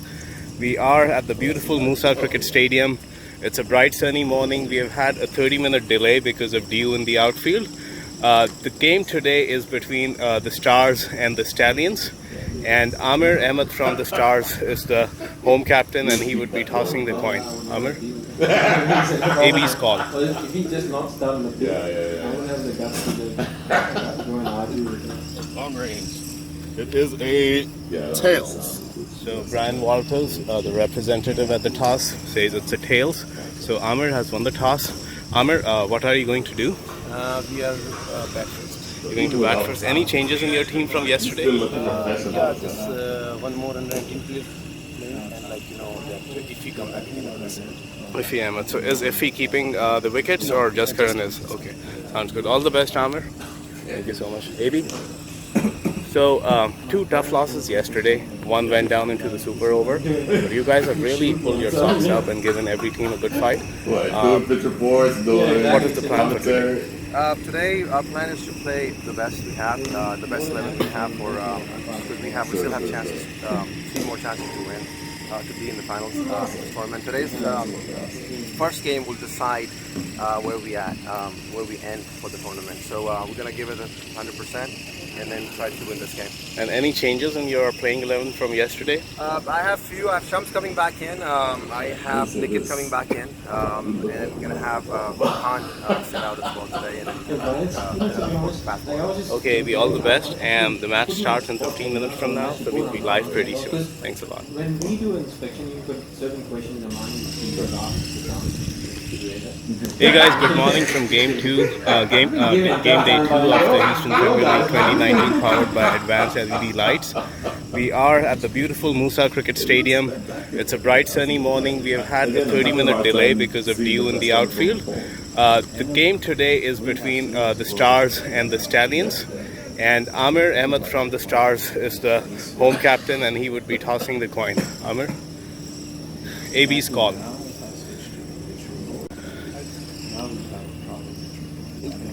long range. It is a tails. So Brian Walters, the representative at the toss, says it's Australia. Matt Fawad Qureshi is one of the elite panel of umpires over there. And the Stars, Brian, have won the toss. They're batting first. Based on the 2 games we saw yesterday, what do you think the wicket holds in store for both the teams? I think the fact that they chose to bat first is not a big surprise. From the 2 games yesterday, using that as a yardstick, batting seemed to get easier as the day went on. And the reason for that, I think, is because everything sort of dried out. The pitch played pretty evenly, I thought, yesterday. Even though the outfield was pretty heavy, the pitch itself played pretty evenly. So if you have a relatively strong batting lineup, I think the mentality would be to bat first, put a big total on the board, and then give the others some scoreboard pressure. I think that's what's exactly going through the mind of Amir. And Fawad, given that there was almost a 45-minute delay because of the overnight dew, and the outfield might still be a bit sluggish, and based on that, maybe the pitch also might do something in the first hour. Do you think Amir is banking too much on the likes of Jaskaran and Sean Findlay, his national, international players, and their strength is primarily to put runs on the board and just get to 220, 230, and then just sit back and defend? Yeah, exactly. Looking at how the games went yesterday, I think in back of their mind is if they got a good batting lineup, just to put a good decent total and then defend it with some good bowling. Looking at this on this deck, the way it played yesterday, I think it played really well. You just have to get in and just push the ball. I would rather blame the batsman yesterday, for playing some poor shots of getting out. Otherwise, there wasn't much of a seam movement or any spin in there. And it probably was a good quality spin bowling we saw yesterday. And some of the youngsters, they were quite impressive using the good technique of bowling Yorkers at the right time. But the pitch is intact. There's not much of a difference from yesterday. And hopefully, if the sun comes out, this will be dry. So it'll be a batting paradise. And what's interesting is if we come down to the wicket from yesterday, we saw that it seemed to hold a little bit of moisture, and you would think that it's soft, but it's rock hard. It's like, Beltway or 288 right now. And even the ball marks we have somewhere, we notice it's not leaving any seam marks. The top is pretty hard and firm. So what do you guys think? What kind of total should the Stars be looking to put right now? Kind of goes in Brian's domain. So I got in trouble with a number in the second game yesterday. Yeah. I'm pretty spot on the first. Given the team that will be batting first, and given the talent that they have, the firepower that they have, I think it may be less of a question of what sorts of runs the pitch will produce, and more of a question of given the experience and talent of those guys. So we're back live now. Thank you to Mr. Brian Walters and Fawad for the wonderful pitch report and also helping us with the toss. We would like to take a quick second and thank you Phoenicia Specialty Foods as being one of our new partners who have just been added on board to the Houston Premier League. Mediterranean grocery store chain with the RP's Deli, greatly appreciated by the community in the Houston area. For all your fresh grocery needs, Phoenicia is the place to be. And we would also like to thank Car Accident Injury Group for their support for the Houston Premier League and helping us with the beverages and refreshments.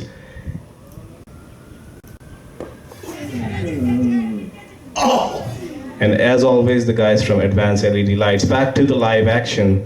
The first ball has just been bowled, and seemed like there was a close chance, but the fielders couldn't get there in time.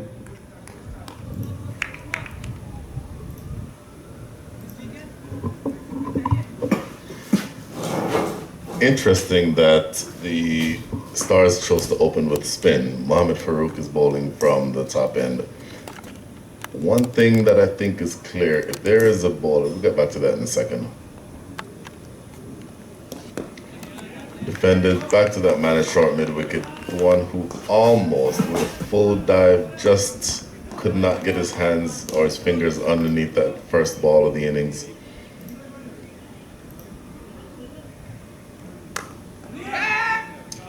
No run there. So if you have an all-rounder who plays and fails in one aspect of his game, he puts more than everything into the second aspect of his game. So I would expect for Mohamed Farouk to be very turned on here, and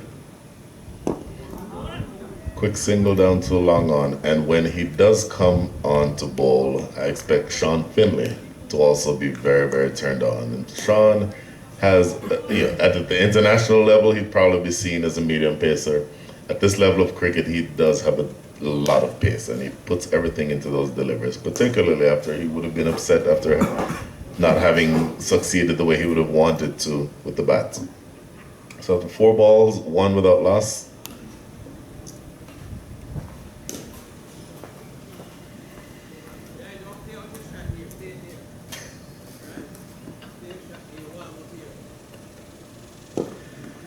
Ball is driven to extra cover, quick single taken. So 1 ball remaining in the first over, 2 runs without loss. And Mohamed Farouk is looking to complete his first over.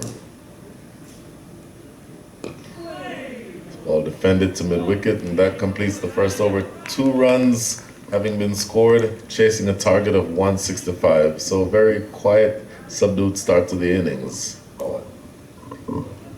Yeah, still surprised, the drop catch on the first delivery. Would have been a dream start for the Stars. But yeah, you're right. I think Farouk just bowled a really tight first over. And looking at his action, if there was a bit of spin on this track, there would have been deucers around the corner. And it's coming into the right-hander. It's hard to pick. So, did you ever come across any bowler who has that speciality of bowling, the spin coming into the batter, like the off spinner? at our level of cricket, again in this country, with most of our cricket played on concrete wickets with AstroTurf, we don't have very many spinners. We have slow bowlers. And now the opposite of a slow bowler is the bowler about to take up the attack from this end. This is Shuja Naqvi, one of the quickest in the Houston area. Oh, palmed over the top. Oh, Sean Finley's first slip was not able to get to that, and the ball sails away for 4. That ball had some pace on it. Short, jagged into the batsman. Let's give him the benefit of the doubt and say that he intentionally played the scoop shot over the top of the slip cordon.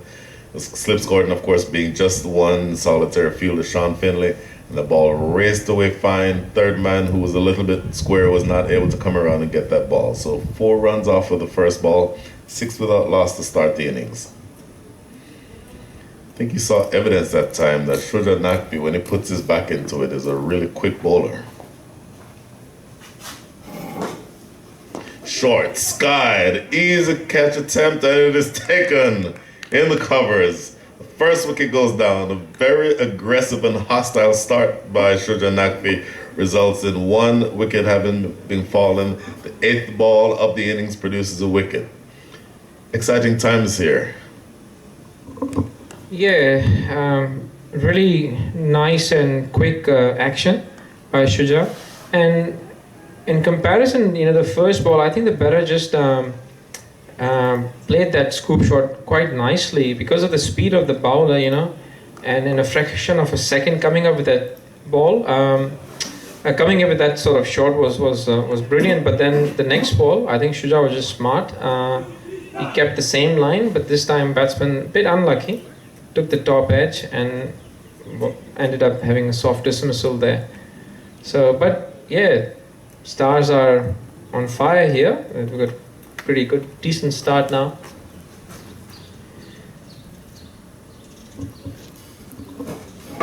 Shuja, who is a quintessential fast bowler, would not have been deterred by having his first short ball disappear for 4.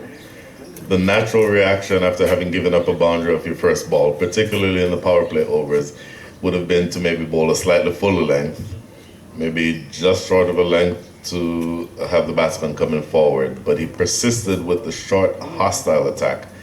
And I think the ball got onto the batsman a little bit quicker than he was expecting. And in looking to pull that ball, ended up only skying it to cover. So even though there are all these let's say, innovations on the batting side. And you can see always where fast bowlers can sometimes go for a lot of runs in this form of the game. There is still a place for good, hostile, fast bowling, and in this case, to produce the wicket. It certainly paid off in this instance. So here comes Shuja to the new batter. And it's a huge appeal there, and umpire Cameron just confidently said not out. I had the fortune teller coming into the equation. He predicted that the delivery would be a full delivery, and that was the case. Batsman completely missed it, hit him almost on full. They must be going down the leg. That's why umpire just Shuja comes in, balls to the. Again, he just sort of a short length. He's persisting on. He must have been trained by a Jamaican. Sorry, I've just been using this term too much. But that aggression, like it's just always reminds me of the pure West Indian sort of attitude.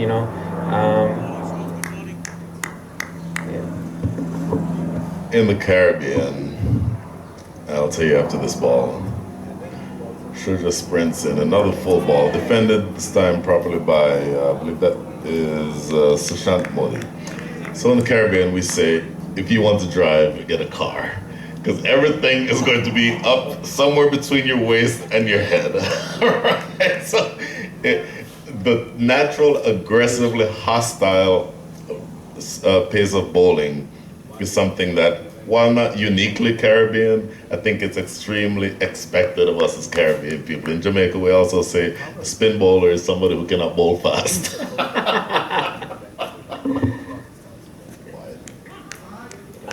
Down the leg side this time by Shuja. Probably couldn't control his line. And signal wide by umpire Cameron.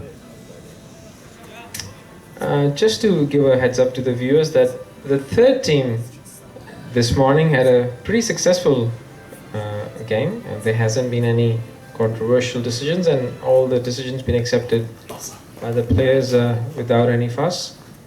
Shuja comes in and bowls, and again sort of slightly down the leg side, which the batsman just glanced at to the leg side, and then it ended up being a 4.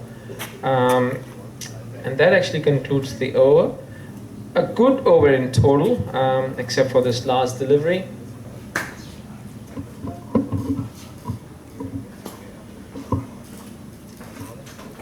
I believe that maybe 6 or 7 runs came off that over. We'll get that in the exact number in a second. But if you were to be able to bowl a hostile over and give up 7 runs and 1 wicket, you take that every time.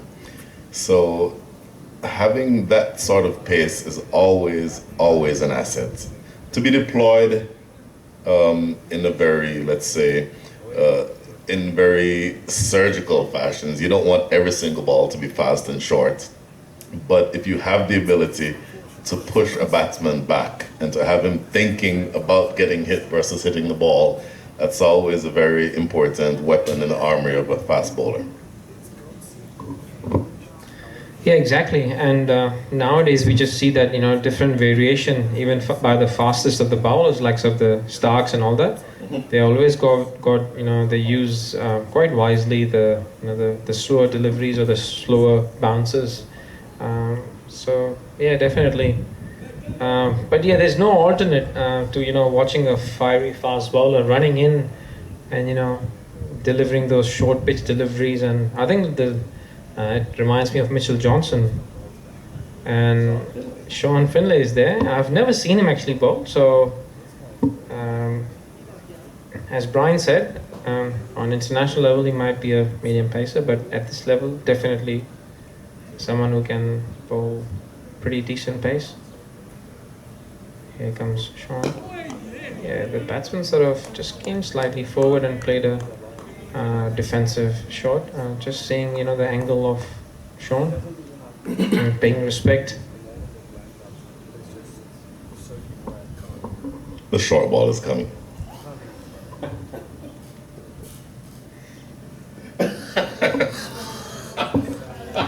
I'm going home.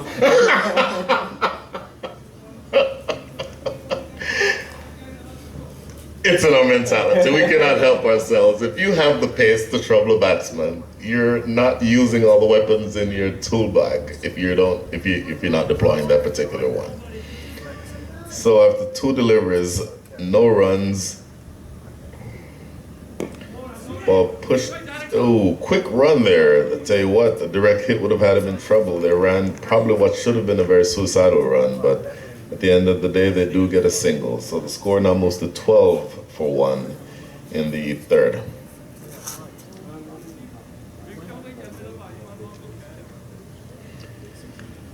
Fielder sprinting in there from backward point. The ball was not hit that hard, so maybe that might have been what allowed the batsman enough time to think about running a single. But again, with a direct hit, he may have been in trouble. 12-1. Ooh, zips past the outside edge this time, a short of a length delivery. Not a lot of confidence by the batsman in trying to play that one. He sort of waved his bat at it. But he survives to fight another day. 2 balls remaining in this over, as my internal umpire clock tells me.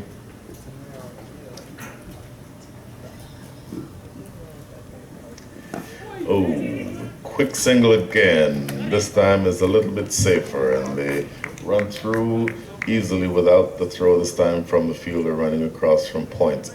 So 13-1 with 1 ball remaining in this over. batsmen are Nikit Kumar, also from Austin, and I believe the other batsman is Sushant Modani.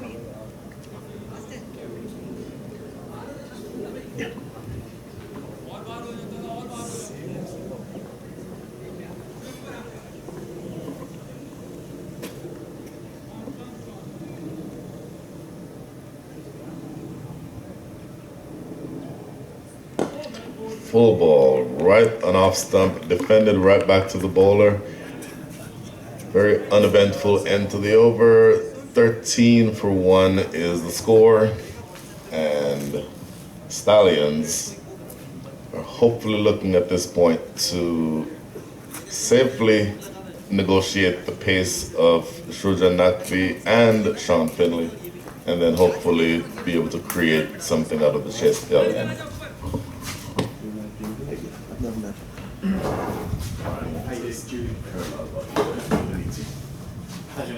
Mohammed Qureshi.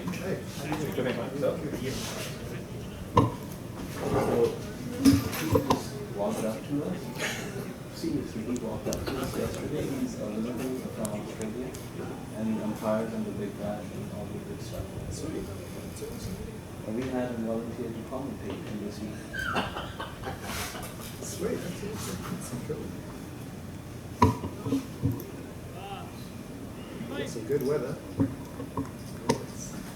What's your comfort level for saying a couple things here? I'm happy to do like a little bit of a chit chat. Sure. Okay. We don't do running commentary. But No. I can do chit chat. Neither do I, by the way. This would be a great discussion. We're talking about feeling feeling, right? PSL title, like with quite a gladiator. So that's, I think we can do that. Lovely. Awesome. So back to live action. We are back at Moosa Stadium. Shruja Naqvi, fast, hostile, bowled a very good first over in which he took a wicket, and he's now facing down the Stallions side. Short, and this is a beautiful shot, whipped off of his hips. That had some Caribbean flair about it. It went all the way to the mid-wicket fence for 4, and that was actually very dismissive.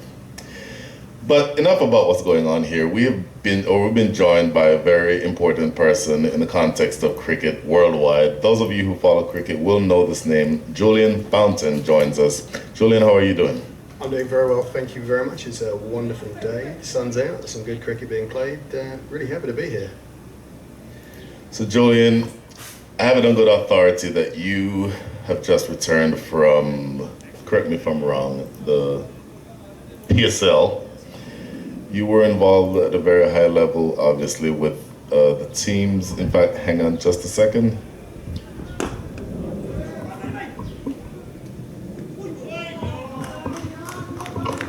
So Brian has passed this on to me, and I don't know if I can do justice to such a fully loaded profile, but our friend Julian Fountain, who's now basically from being a British, has switched alliances to being a native Texan now, drives a truck, so to say, and Julian has been associated with ECB. He has been the fielding coach of the England national team. Julian was the head coach of Hong Kong. You should make it up. No. West Indies, Pakistan. West Indies, Pakistan, Bangladesh, ECB, and Julian now is the fielding coach of Quetta Gladiators. And Julian, just to get a few of your comments, coming back from the PSL and down to the Moosa Stadium and now watching the HPL, did we really bring you down within a matter of seconds? Well, I think that's a little harsh, to be honest. You know, I mean, coming from the PSL, it was it's an amazing tournament. I'm really stoked for Pakistan and Pakistan cricket. It's a truly well organised tournament. The standard of cricket is amazing. I mean, don't just take my word for it. I know that all the foreigners who come and play in the league all have really, really good comments. Nothing but great stuff to say, about the PSL and just the way it's run. Obviously the thing we want is we want international cricket to come back to Pakistan. That's the ultimate goal, and the PSL is making massive strides towards making that happen. I've been really blessed to be involved with the Quetta Gladiators organisation. It's a super team. The playing staff are awesome. The owner's family, just Nadeem Omar, they're just really cool. It's just a wonderful experience. So coming back here, obviously from having just won the PSL with Quetta, it's awesome. Texas is a great place. There's loads of cricket, and it's really cool. I'm really enjoying being here. We're talking with Julian Fountain. So Julian, Fawad and I were just discussing in the last 20 years or so, where maybe in the past when I grew up in the Caribbean, fielding was just something you either fielded properly, you didn't field properly. But right now there is more of a specific influence in actually coaching fielding, where it's as important to coach fielding as it is to coach batting and bowling. So talk a little bit about your development in that area. Number one, from the standpoint of understanding the importance of fielding in a cricket match, and then how you personally adapted it for yourself and your techniques. Well, I think you're absolutely right. Fielding has it's evolved, it's changed over the last 20 odd years. I think if we can start with why has fielding taken such a stronger role recently? Basically, I think we've all been taught this as kids, that fielding really matters. Every single ball is really important.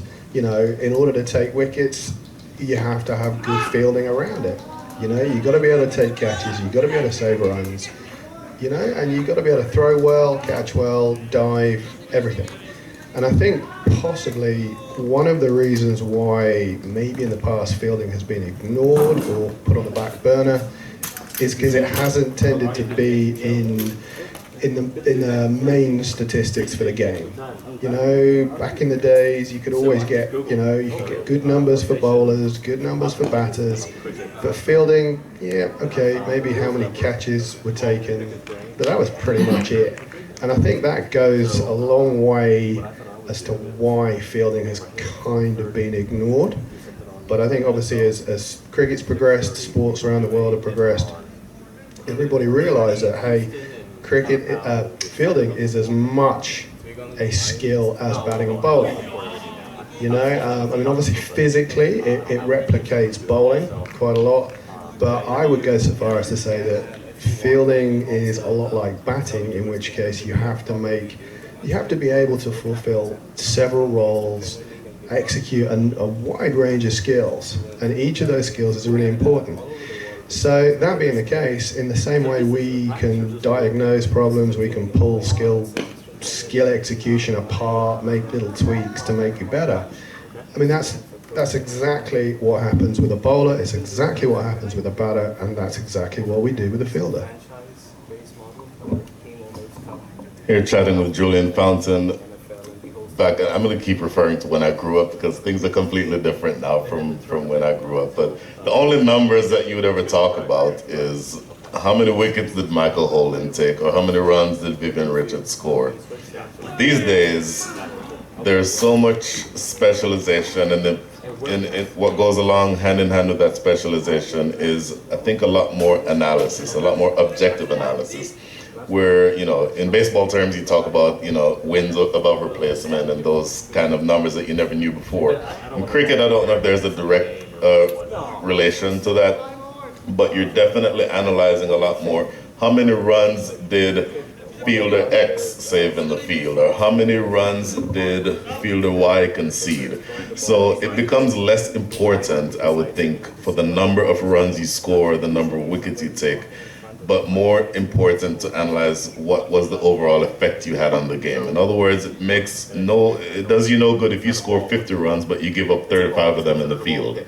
So somebody who doesn't score as effectively, or maybe doesn't take as many wickets, but who gives his all in the field and ends up stopping a bunch of runs over the course of an entire match, can actually be a more important person than the person who scored the 50. No, absolutely, completely agree. And I think because the main statistics for cricket have always they've never really been in depth for fielding. I think that's why fielding it's just been sort of left to happen. It's been left to progress. And back in the day, you were either considered a good fielder or just people sort of glossed over it. I think now, yeah, exactly. Just disappear where we can't see you, and you're not going to kick the ball. I think now, especially with 2020 cricket, where things can hinge on a very, very small passage of play. I think it's right and proper that a cricketer should be judged, selection-wise, performance-wise, on every single facet of their game. So, you can't just be judged as a bowler or as a batter. You're going to spend 50% of your game is actually going to be spent fielding. So you can't simply just gloss over that. You, as an individual, will have an impact on that game. And again, that being the case, it's about time we had to start analysing it. We had to start being able to grade your contribution. And obviously that's something that has been happening in baseball for 100 years. Every single pitch that's made in baseball, there is an outcome, there is a set of things that happen, and if you are one of those players who is involved in that passage of play, you will be held accountable for what happens. And personally, I've been doing the same accountability stand for cricket for 20 years. Because I think that's right, every single fielder who's on the field, you need to be held accountable for your contribution. Talking with Julian Fountain, one of the things that I've always thought, and look, if you ask me which do I prefer, baseball or cricket, 100 times out of 100 my answer is going to be cricket. But I think one thing, and this is maybe tangentially related to what we're talking about, one thing that baseball does really well is that it provides accountability for what actually happened on the field of play, such that if you're looking at a scorecard, somebody who goes 2 for 4, you can be genuinely convinced that that was actually what they did. One thing that I don't think cricket does as well is to capture runs that should not have been scored. In other words, baseball tracks earned runs and it tracks errors. So if you're a baseball hitter and you come up and you hit the ball that is an easy fly ball to left field, the fielder drops it and you run, you end up on third base. You don't get a triple for that. You get a 0 and then you're ending up on third base because there's an error. There's no such mechanism in cricket. And in cricket, if you see a scorecard that says batter number 1 scored 150, you don't know if he was dropped 4 times. You don't know if he was clean bowled twice off of a no ball. So I don't know if there is a direct method, and maybe I don't know whether or not there's ever been any conversation at the highest levels of cricket on this, but it can be sometimes very deceptive looking at a cricket scorecard because you don't know the story behind what happened. So to take it back to our discussion about fielding, it becomes that much more important because obviously in cricket, your innings is very terminal. One mistake and you're done. And so to the extent that you as a fielder can have an impact on the game, this game that we're watching right now, Sean Finley, a former West Indies player, hit 120 yesterday with 12 sixes. First ball, caught at long off, diving catch. Very flat shot, diving catch, scooped a couple inches off the ground. I think it's the difference between this team now chasing 165 versus chasing 200. So those little things that a fielder does can make such a big impact in the context of a game. This fielder may score 0, but if you prevented Sean Finley from scoring 80 or 90, he has a bigger image or bigger impact on the game than he ordinarily would have, or what would show in the scorecard. No, absolutely. I mean, that's pretty much the mantra of my life is making fielders accountable for what goes on. I mean, one of the counter arguments I hear from the cricket community about fielding statistics and fielding analysis is, oh, well, it comes down to someone's opinion. It's always someone's opinion over an event. Well, in my experience, probably there is an element of opinion. However, the baseball world has very successfully coped with that, and it's very easy to set criteria for what is appropriate, what is good, what is not so good, what is outstanding. You know, it's not hard. I mean, yes, there's always going to be a very, very small percentage of disagreement. You know, I mean, even within the baseball community, there's always the odd argument about whether it was an error or not. Right. However, you know, the majority, probably 90% of the stats that are taken for that aspect of the game, everybody kind of agrees on it. It's fairly simple. So, you know, that being the case, I mean, in my experience, cricket could easily adapt a format that would allow fielders to actually be judged on a global scale. It wouldn't be hard to do. I've been doing it for 20 years.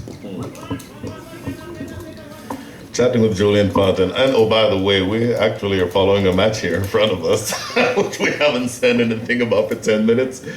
Current score is 33 for 1 after 6 overs. At least that's the most recent score on the scorecard. We'll get you a live score here very shortly. So you've lived, Julian, in the US now for some time.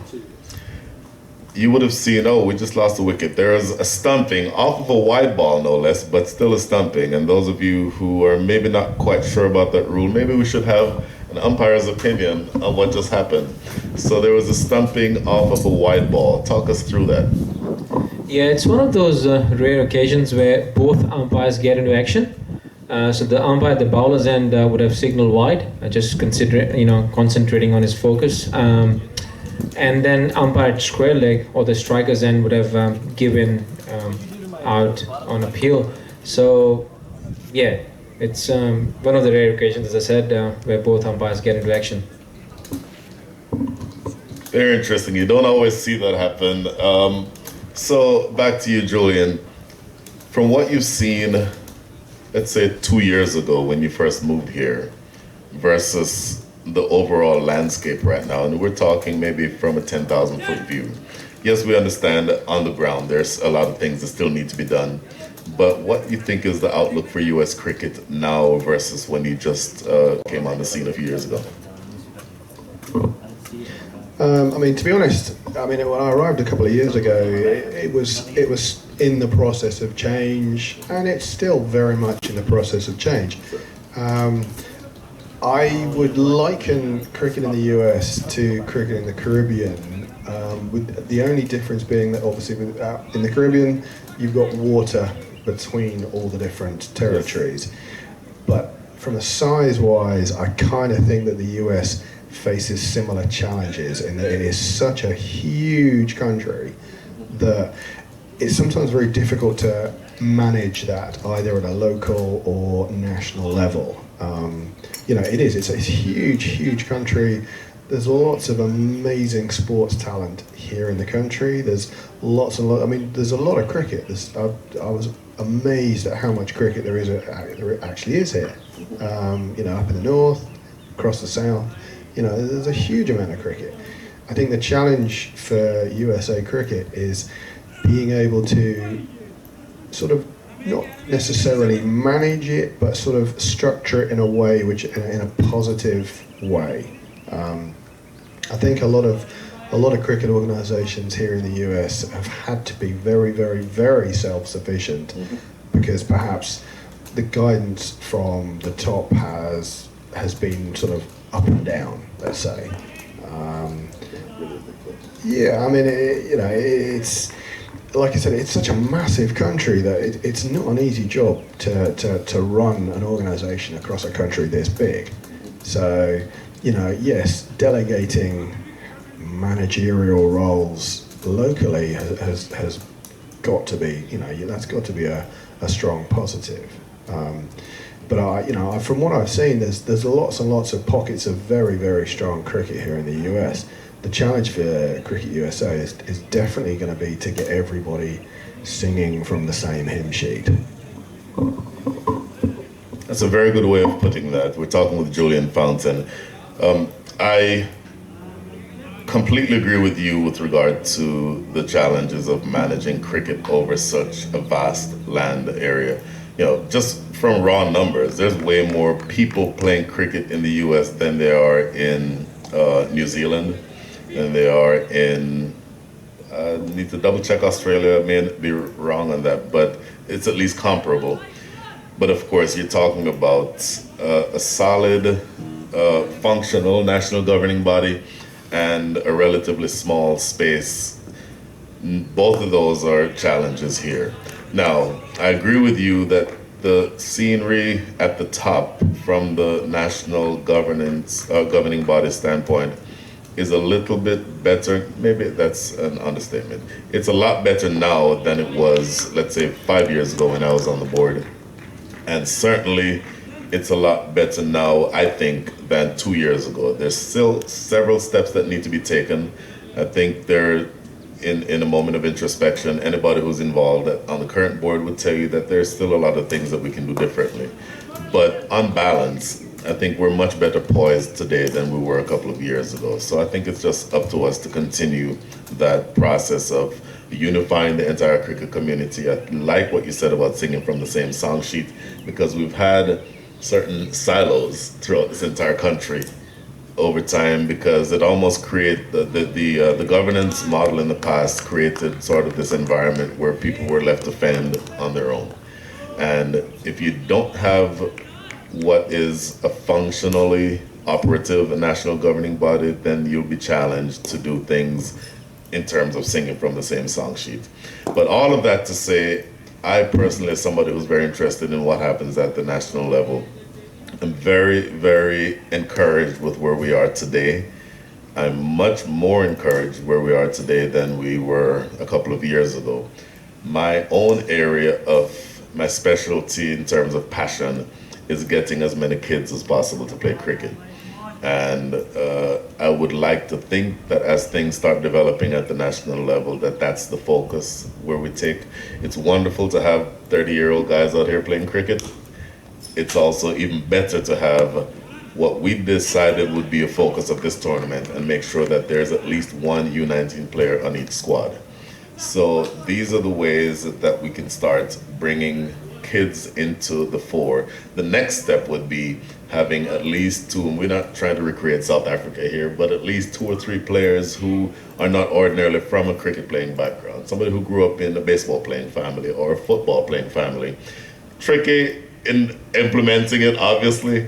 Again, we're not trying to recreate a South African mindset, but the idea is to do what we can to get more and more people, and particularly kids, playing cricket who ordinarily would not have had the opportunity to do so.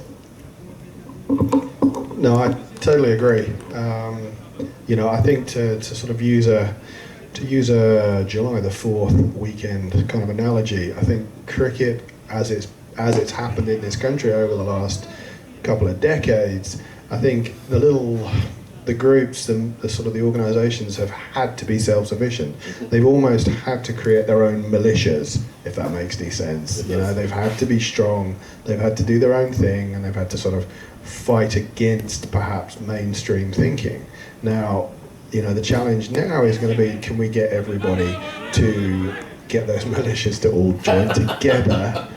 And, you know, I mean, let's use the July the 4th. I mean, you know, they managed to kick the British out back in the day, so, you know, let's get everybody to fight for the same army.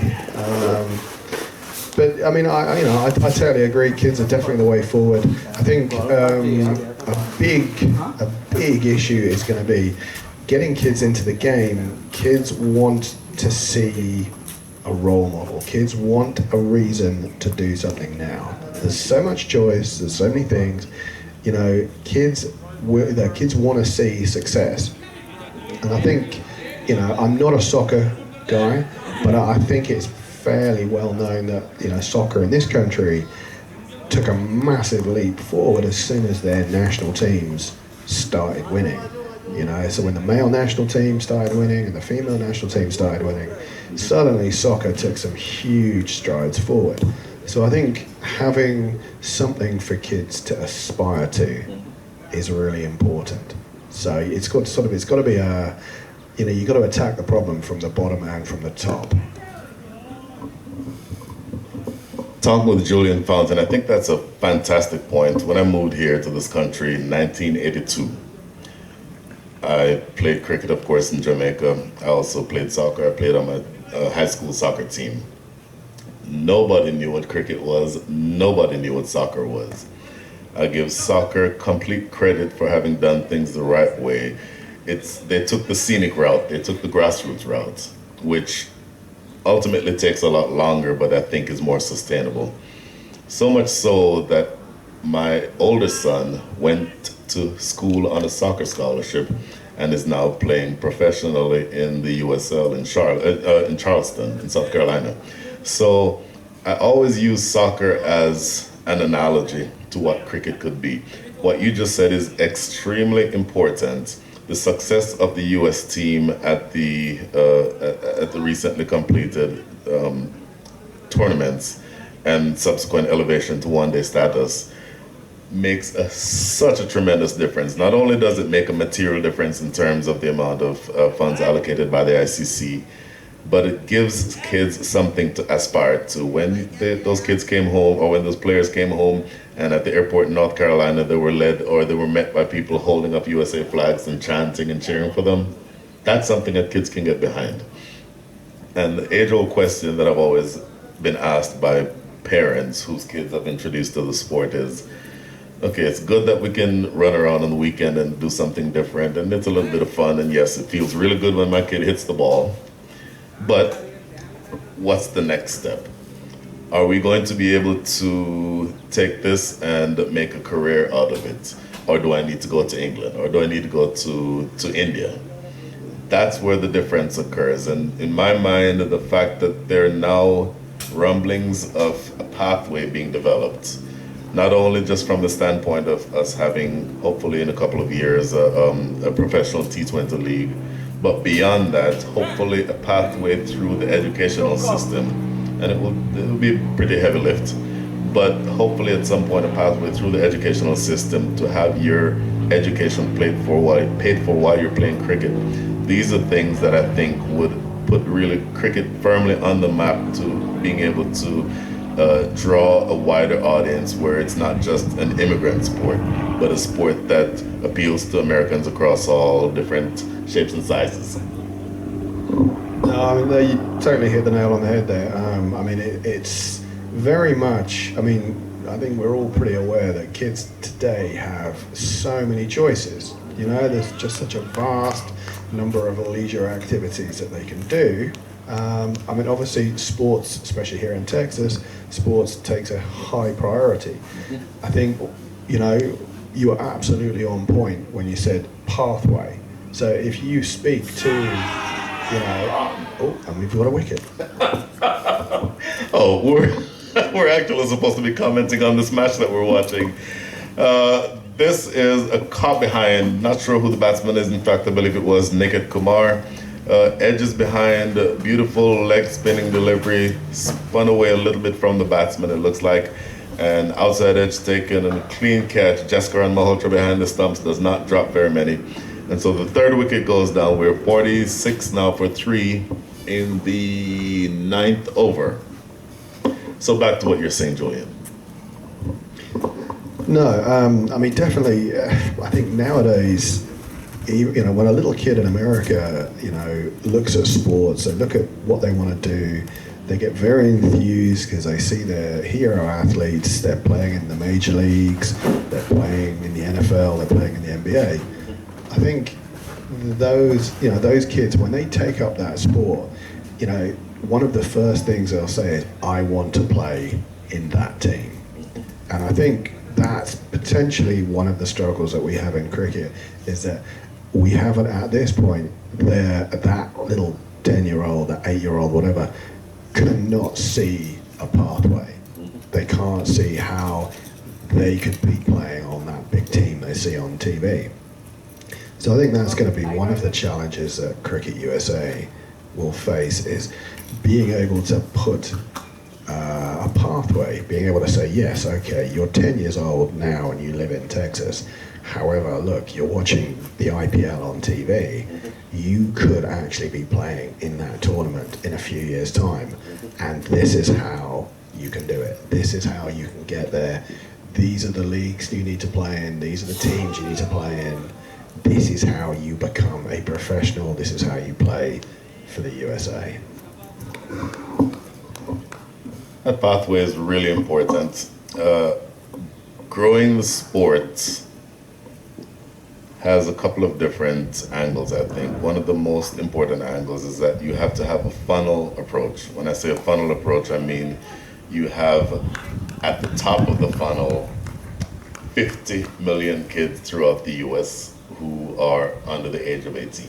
And I think that's approximately right. And maybe it's slightly wrong on that number, but I'm not far off. 50 million at the top who are at least exposed to the sport, and whatever level of activity they want to be involved with it, they can take part in the sport.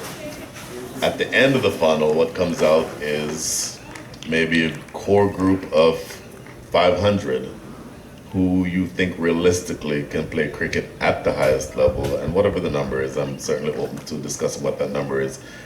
But all different points through this funnel, you have several different checkpoints where if somebody wants to jump off, and this is a huge hit, by the way, this is going to be 6 runs over the top of long on, wide long on.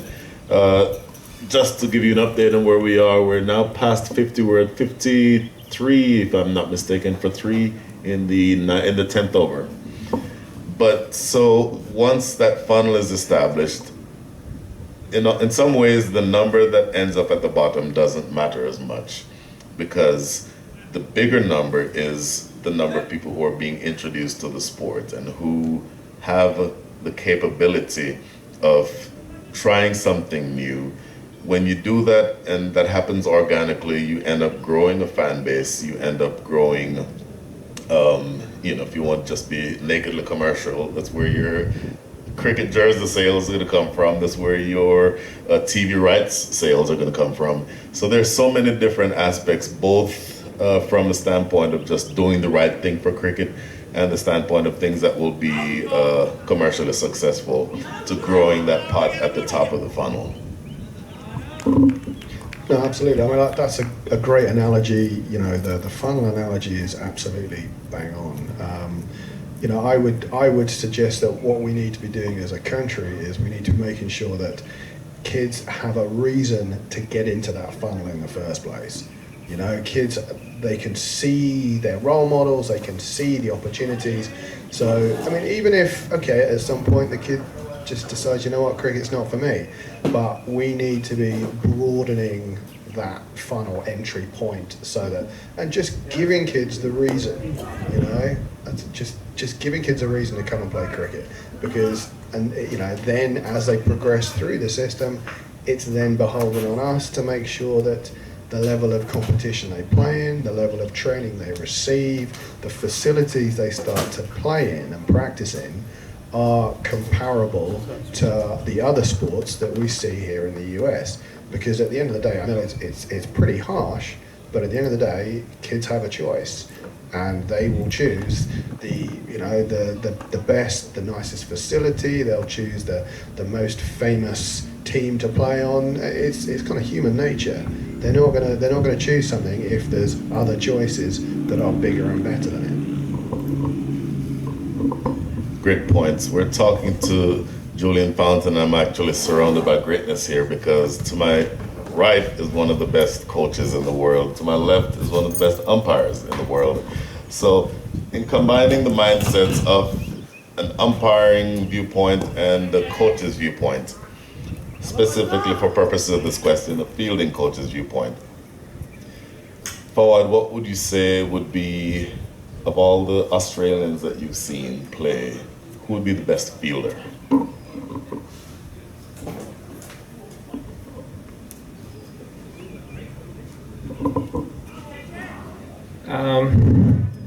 Thanks, Brian. And again, a good shot by the Stallion, and went for a boundary. No, I'm actually just surprised that this morning, we, without knowing that Julian would be here, and by the way, it was a great delight to just sit down, sit at the back, and just listen to the two experienced people, and yourself and Julian. And we were discussing something about the modern day fielding and tactics and all that, and didn't know that Julian would be here. I'm glad I shut up before he arrived, because he might have thought what a knucklehead, just talking about fielding. He's a bloody umpire, just stick to his profession. So no, actually, and introducing myself to Julian, I actually said I'm from Australia, but didn't realize that he was he's been associated with Pakistan, not only with PSL but Pakistan cricket team, and I'm born Pakistani, so I'm an Australian to everything except for when it comes to cricket. I become a Pakistani, and to my dislike, actually, he coached Quetta Gladiators, not the Karachi Kings, that's where I'm from. All my team is from Karachi. I have to be honest, I think most of the Quetta team are actually from Karachi. So we're kind of like the Karachi B team. Karachi B team. Yeah, and Viv Richards is with Quetta Gladiators. So yeah, it's coming back to. I actually forgot. I'm so excited, listening to Julian that it's. By the way, Julian, I just happened to be in Houston visiting family, seeing my brother, and I thought I'll just Google and search things happening related to cricket in Houston, and to my surprise, I just walked in. I found out that there's a tournament being played, and asked my brother to drop me here for an hour, and then I'm stuck for 2 days here with this Brian. So just so many passionate people around, amazing. Well, I'm actually really hesitant to say anything related to fielding. I actually forgotten the spelling, how to spell field. So, no, seriously, I'm just I'm thrilled seeing Julian over here. With such a experienced coach, and listening to his wise words and experience. And no, thanks, Julian. Been a really pleasure. So when you're umpiring a match, this may sound like a strange question, but I'm going somewhere with it. If you see players who are lackadaisical in the field, who routinely turn ones into twos and twos into threes, versus a match where players are diving all over the place, being completely aggressive, putting pressure on the batting side, buzzing the ball in just when the ball gets hit into the covers, and then might take 2 steps to the other end and immediately get back as the ball is coming back in right over the stumps. What impact does that have, if any, on you as an umpire to say, what, these guys are really serious, I need to make sure that I'm on top of my game? Yeah, I'll actually answer your first question about in the current Australian team. I think David Warner is someone I think is one of the best fielders they've got. And yeah, I think you've put me on a spot where asking a Pakistani about sorry, Julian. I'll let Julian finish first.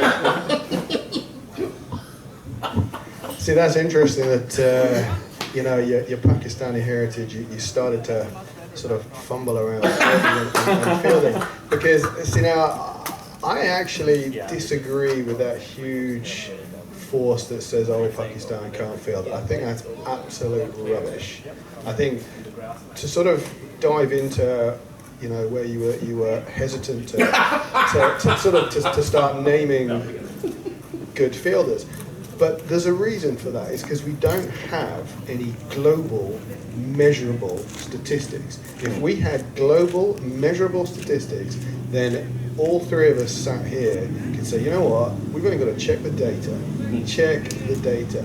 This fielder for this team has a hit rate, has a fielding average, has a strike rate, has a catching percentage. If, at the moment, we would all have to sort of, we'd have to Google some stuff, and it would come down to a matter of opinion. Now, if you look at batters and bowlers, our opinions matter less because there's some hard data there. So you know, for me, and I've been banging this gong for 20 years, that having, you know, some proper fielding data that is internationally recognised as these are the measurables, these are the standards, this is what is expected. I think if we could just cross that bridge, I think you know, fielding would again take another huge step up, because it's crucial. It's crucial to the game. Talking to Julian Fountain, and we're also talking to Fawad. I always want to call you Fawad a lot. To Fawad Qureshi. So, one thing that just came to mind when you were talking, Julian. In basketball, they tell you that there is no such thing as a bad defender. It's a player who does not put in the appropriate effort. So do you think huge hit over the top? In fact, that may have landed just inside the boundary. 4 runs to mid-wicket. To detract from our conversation for a second, back to the game that we're supposed to be watching. 71 for 3 is the score after in the 12th over. So do you think that there is any such thing as a poor fielder, or is it that you can convert a poor fielder into an adequate or a good fielder just through coaching and repetitions? Well, I think, to be honest, you know, you would have the same sort of skill level as you would in batting or bowling. You know, you're going to have good bowlers, you're going to have bad bowlers, you're going to have good batters, you're going to have bad batters. I think, you know, as human beings, everybody has a different skill level.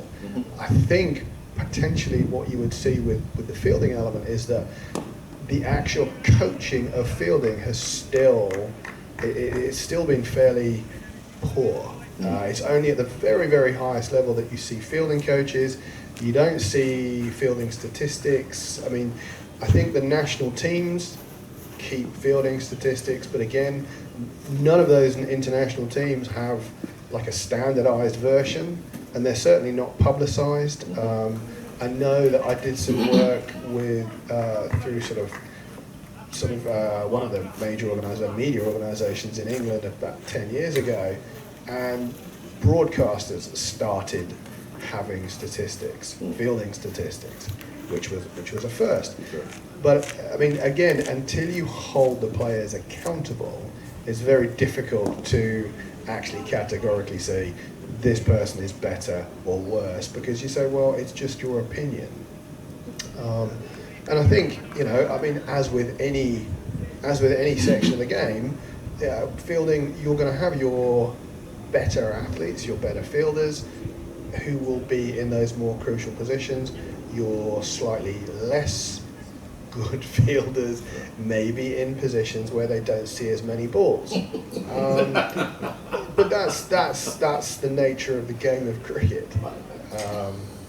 So, you know, but I mean, I come back to what I said right at the beginning, which is accountability. I think as soon as we make a cricketer accountable for all 3 aspects of their contribution to the game, batting, bowling and fielding, suddenly you would see a whole new a new perspective on fielding, you know, certainly from team selection. You know, it's one of the things that has made me laugh for many, many years, which is when international selectors say how important fielding is to their choice, yet they still overlook a really good fielder because his primary skill might be about on par or slightly less than another player. Yeah. So, you know, it sort of swings and roundabouts. Talk about putting fielders or less than successful fielders in a position where they don't see as many balls. One of my worst moments on a cricket field happened in the Astrodome 15 years ago this summer. So there was a double wicket tournament. There were professional players from all around the world, and the players from the Houston League were used as fielders for this double wicket tournament. Kumar Dharmasena was bowling. I was at long on.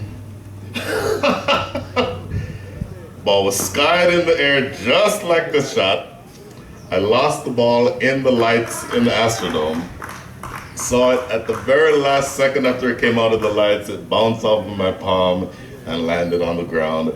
Dharma saying it took me and sent me to fine leg. 100 yards in the other direction. It was not a very good feeling at all. But so back to the question about repetitions and whether or not you can get somebody to be a better fielder just by maybe putting them through drills that maybe they have not seen before in their lives. Do you think, let's say, the better teams in the world versus the worst teams in the world, and I'll leave you to define better versus worse, but for purposes of the question, I'm thinking better from the standpoint of those who were most able to get the best out of their fielders or out of their players. Do you think that, let's say, there's a difference of 20 or 30% that can be made just simply by putting a fielder, a player through the right drills, through the right exercises, exercising the right skill sets with him? I think, definitely in my experience, a lot of it comes back to almost the national or the team kind of perception of fielding and how that perception then equates to the importance given to fielding and fielding practice. Where you have countries who really recognize that fielding is a massively important part of the game, they will work hard to dedicate as much time and effort in skill execution, drill execution, repetition practice, high intensity distraction practice, specific situational things. These are the teams and these are the coaches and players who will see sort of fielding success. One of the things you're international, even at just professional level, one of the things you're always up against is time and facilities. I think sometimes fans forget that we are, as a professional unit, we're on a time schedule, we're on a clock, and there are certain time frames and facility usage times that we have to abide by. We don't just get as much time in a place as we would like. So you often find that you are juggling facility usage and you're juggling the amount of time that you can spend with a given athlete. So I think, for me, changing or raising the bar at a younger level is massively important, and then continuing that high bar status throughout the player's career. So when they're in the youth system, make it a really high bar. When they reach the sort of the under 19s, really high bar, and again continue that when they are lucky enough to take up a professional career, keep that bar really high. And again, sometimes it comes back to who's in charge, and if the person in charge at any given time has not really given fielding as high a priority as perhaps it should have, then you'll see a squeezing of time allocations, a squeezing of the amount of time that players get, and that can have an effect. Talking with Julian Fountain and Fawad Qureshi. Back to the game for a second. We are about to start the 14th over. Score is 93 for 3.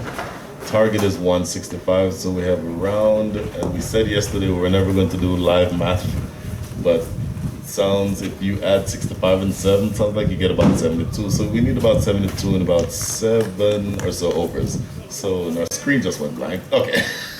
So I do have a question for you, Mr. Qureshi. In fact, this is a question for both of you, because Julian, you just touched on it, where you said the focus of the national governing body has a direct impact on the appropriate level of, let's say, importance given to that specific skill.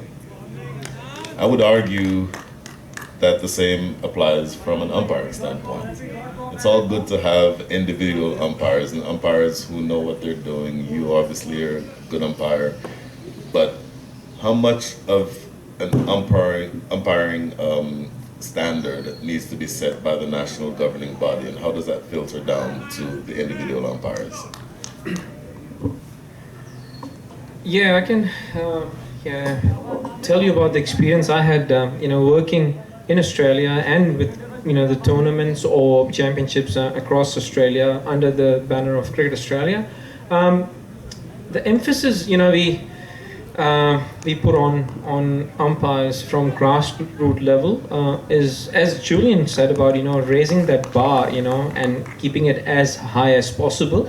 So that's exactly what Cricket Australia wants to see in their umpires from the grassroots level, doing the basics right. For example, what we discussed yesterday, that elite umpires nowadays are reluctant to even get into the position for a possible run out because they know they can always go upstairs. So this is just a basic problem. So for exactly. So for example, if I'm umpiring even an under-8 championship, like an under-17 tournament or under-19 tournaments, and I've been observed. Oh, that was a great hit. Just hit. Yeah, that was a 4 actually. Yeah, boundary 4. A great straight drive by the striker. Yeah, coming back to our discussion. So there's a lot of emphasis, like if you're being observed by any coaches or match referees, they're making sure that our body language and the basic routines are up to the standard, and which is unfortunately not the case at elite level. So I'm not even sure. I can't speak about how the elite guys get trained and all that. But yeah, for us it's doing the basics right, and I used that analogy yesterday that one might not become a test umpire, but we can always look like one. And how we can look like one is just doing the basics right, making sure, every single delivery, our routine are executing properly, we getting into the best position possible to adjudicate any appeals, and, doing the basics with the match management, and the communication between, with the captains, with the players. So there's a lot of emphasis done on the grassroots level with the umpires who are new in the profession, and making sure that they get their skill sets ready to be able to cope with the pressure at the higher level. But the number of the amount of preparation goes into any tournament is just significant, because if you don't notice the umpire on field, that means that they had a good day. And the amount of work goes into that preparation, is incredible. And we spoke about it, about the different games and the challenges, the T20s and all that comes across, with umpiring. One interesting fact, what Julian was talking about, is the statistics aren't available. So that is why I think there's Pakistanis get blamed. If they drop a catch, it just goes like, oh, they can't, field properly, but that's probably not the case. But because we don't have the right statistics, it actually made me think that this can be applied to cricket umpiring. Like, for example, if an umpire had a bad tournament, and recently I saw IPL after the tournament, they did the headshots of different umpires, and beneath that, it was just written like, this umpire ABC made 4 mistakes, and umpire XYZ made 8 mistakes. Now, they might have had a bad tournament, but having said that, doesn't show that they are, they're bad umpires. So if you look at the long term, like for example, if that umpire would have done 100 games, he might have had like 500 appeals. So if in 500 appeals, if he got 20 wrong, that's not bad. No, it's not. So overall, he had a good career. So unfortunately, there are no statistics available to justify that. And yeah, so I remember the time when Imran Khan used to push, or used to talk about neutral umpires. And since we have had that, international panel came up, and then ICC came up with this elite panel umpire, the number of mistakes have gone down, thanks to technology as well, because now the players have got that opportunity to refer any decision and get that corrected if it's made incorrectly or adjudicated incorrectly by the on-field umpires. So, but the reliance on technology is a concern, because the number of little things like the possible runouts, stumpings, where umpire can make a good judgment call on field, or there was a difficult chance. won't be saying anything about the fielder. I might get into trouble. Yeah, so it's it has been really interesting to listening to a perspective from the fielding side of things, and how important that part of the game is, and like the like umpiring. Straight drive out the better, easy single. Yeah, so there are concerns about the reliance nowadays umpires have got on technology. But I think it's if they start to do the basics right, I think they will be able to make good calls on field without actually referring to the technology. And one thing we spoke about yesterday, that after a certain team has used their referrals, then if an umpire makes a mistake, we have got the technology, but we are unable to use that. So I'm pretty sure there must be down the track a way of using the best of the umpires and the best of technology to make sure that we've got less errors in the game we love. Great comments. We're talking to Fawad Qureshi and to Julian Fountain in the game that we're watching with with 5 overs to go rather. The score is 106 for 3. 106 for 3, and the Stallions will have to bat out of their skins to reach a target of 165. They do have wickets in the hutch, but the hill seems to be a little bit steep for them to climb at this point. So, back to you, Mr. Fountain. Short answer. Oh. Hoiked away 4 runs over the top of wide long on. Best fielders that you've seen in the world, and what is it that makes them great? So now, there we go. We are making an assessment based purely on how someone feels versus statistical, empirical evidence. I apologize profusely, sir. So, I mean, given that there's no fair comparison other than my opinion, Sure. I mean, the standard of fielding has just increased dramatically alongside 2020. So you've got a number. I mean, every international team now has. They used to have maybe one good fielder. Now every international team has 2, 3, 4 guys who are outstanding. So it's a harder choice. I mean, I've been really super lucky to work with some great guys during my career. Your Umar Akmals, your Ahmed Shazads, Jimmy Adams of the West Indies. I mean, I've been super blessed, and I'm really stoked. It's difficult to identify, right now, who is an amazing fielder, because there's so many.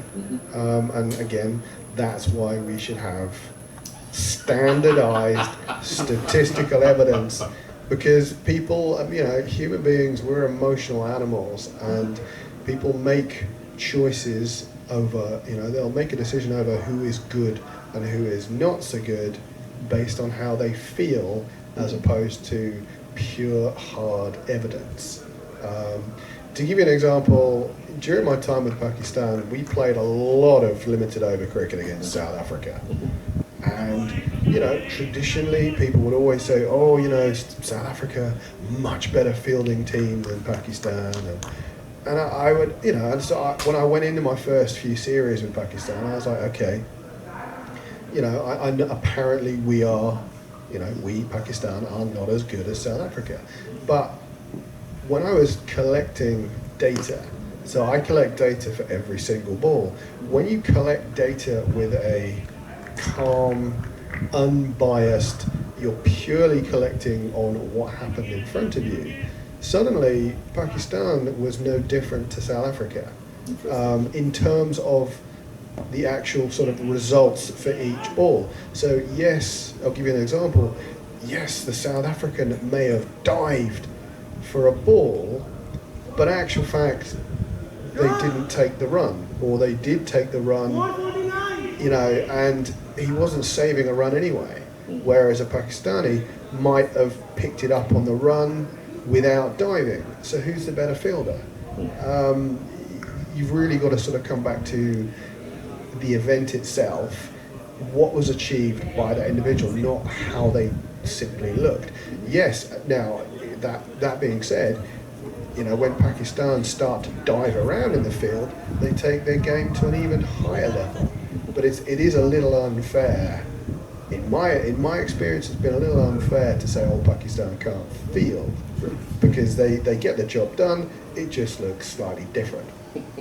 Now, I'll throw something into the mix here, which I am an absolute believer in that the countries that play rugby tend to have a perception of a better fielding side because of that physicality. So you look at the teams, if you traditionally said, okay, name me 4 or 5 cricket teams who are great fielders, you know, you'd go through your Englands, Australias, New Zealand, South Africa. Funnily enough, now check out the countries that play rugby, it's the same. In fact, here's an interesting one, Sri Lanka. Sri Lanka became the South Asian team who were an amazing fielding side. I didn't realise there's a huge rugby culture in Sri Lanka. Now, you then flip it around to teams who get the bad end of the stick, and yeah, your India's used to... Just to follow up on what's going on the field of play, we had another decision where this happened twice now in the same game, where both umpires were involved. A wide given by the umpire at the bowler's end, but a stumping. So we're now at 117 for 5, 117 for 4 in the 17th over. Back to you, Julian. Sure. So just sort of chatting about, you know, the perception of a team's ability to field. You know, you look at the teams who have a rugby culture within their country, teams like England, teams like New Zealand, Australia, South Africa. Those players, as cricketers, are happier hitting the ground. They are happier. As kids, they grow up throwing themselves about. They play rugby.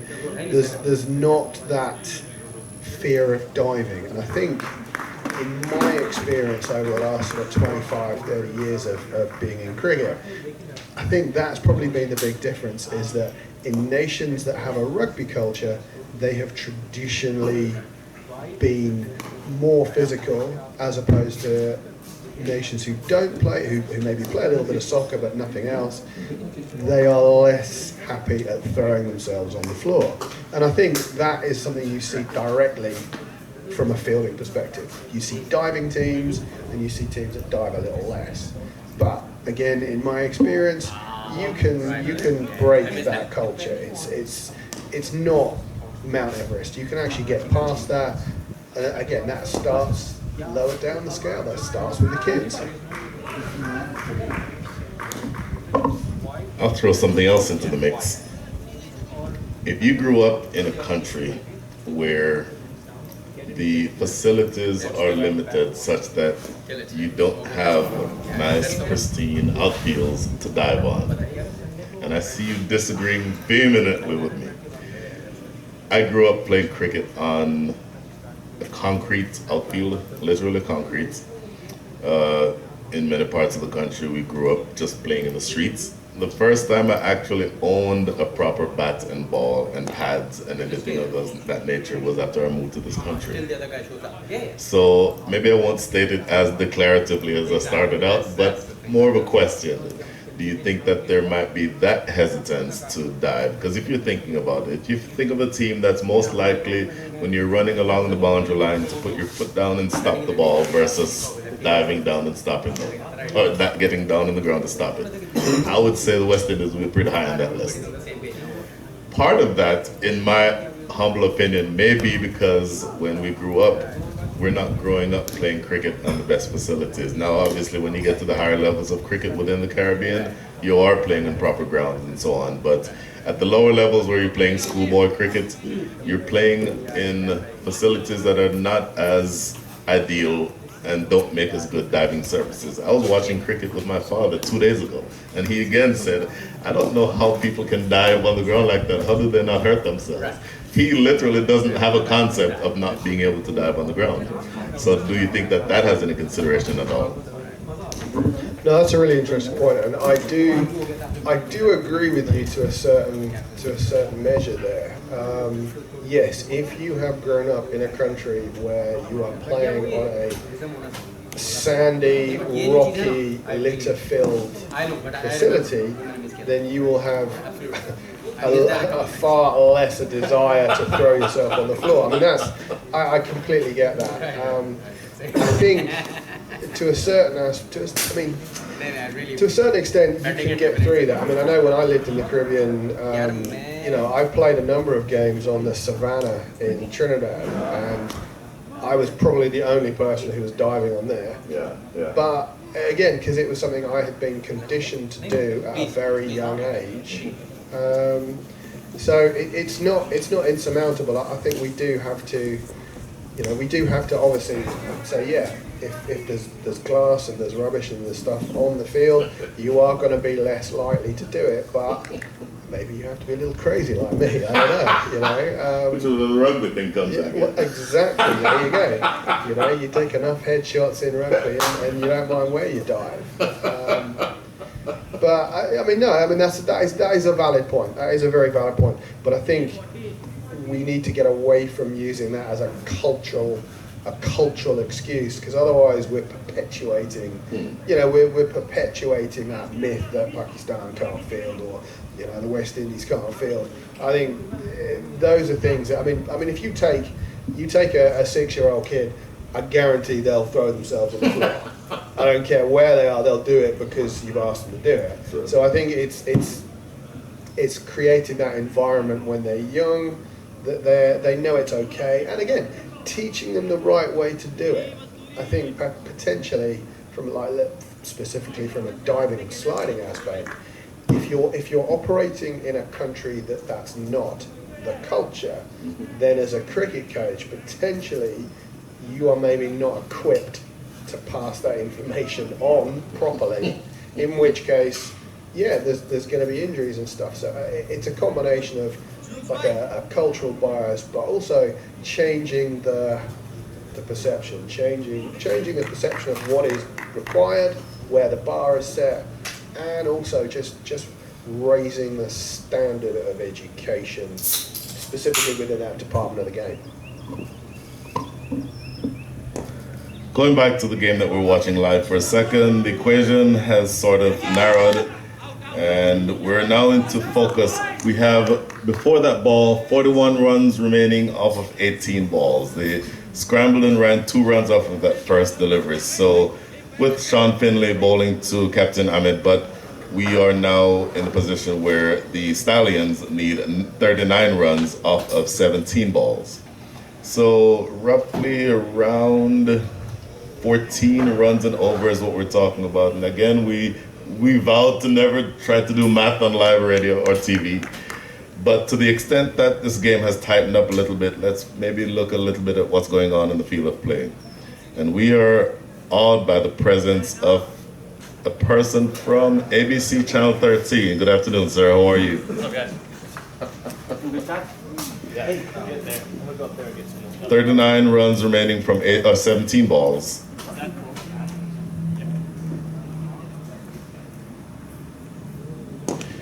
Huge hit by Ahmed, but that's going to clear the boundary easily. 6 runs. That is a tremendous hit. 6. So we now need 33 runs remaining from 16 balls. And things again are getting a little bit interesting.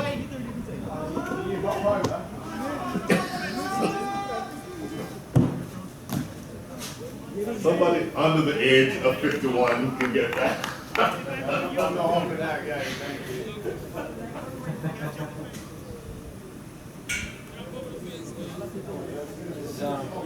I'll look if Tim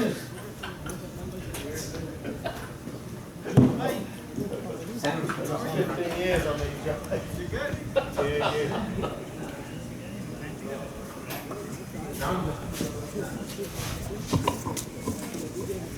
So Captain Ahmed Butt is looking to put his team, the Stallions, into position of trying to sneak a game here from a very, very talented team.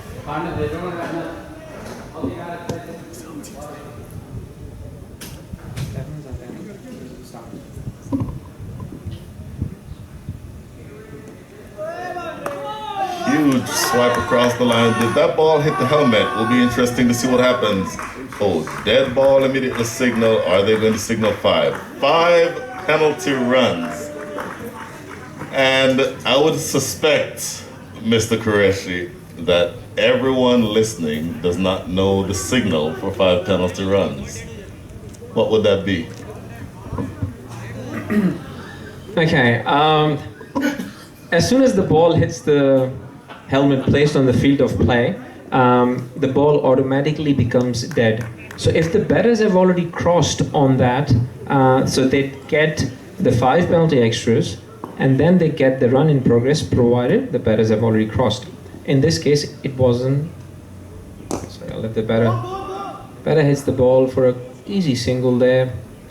Yeah, so in this instance, I just saw umpire Myron James signaling dead ball. It's a good practice, even though it's not a requirement by the laws of cricket.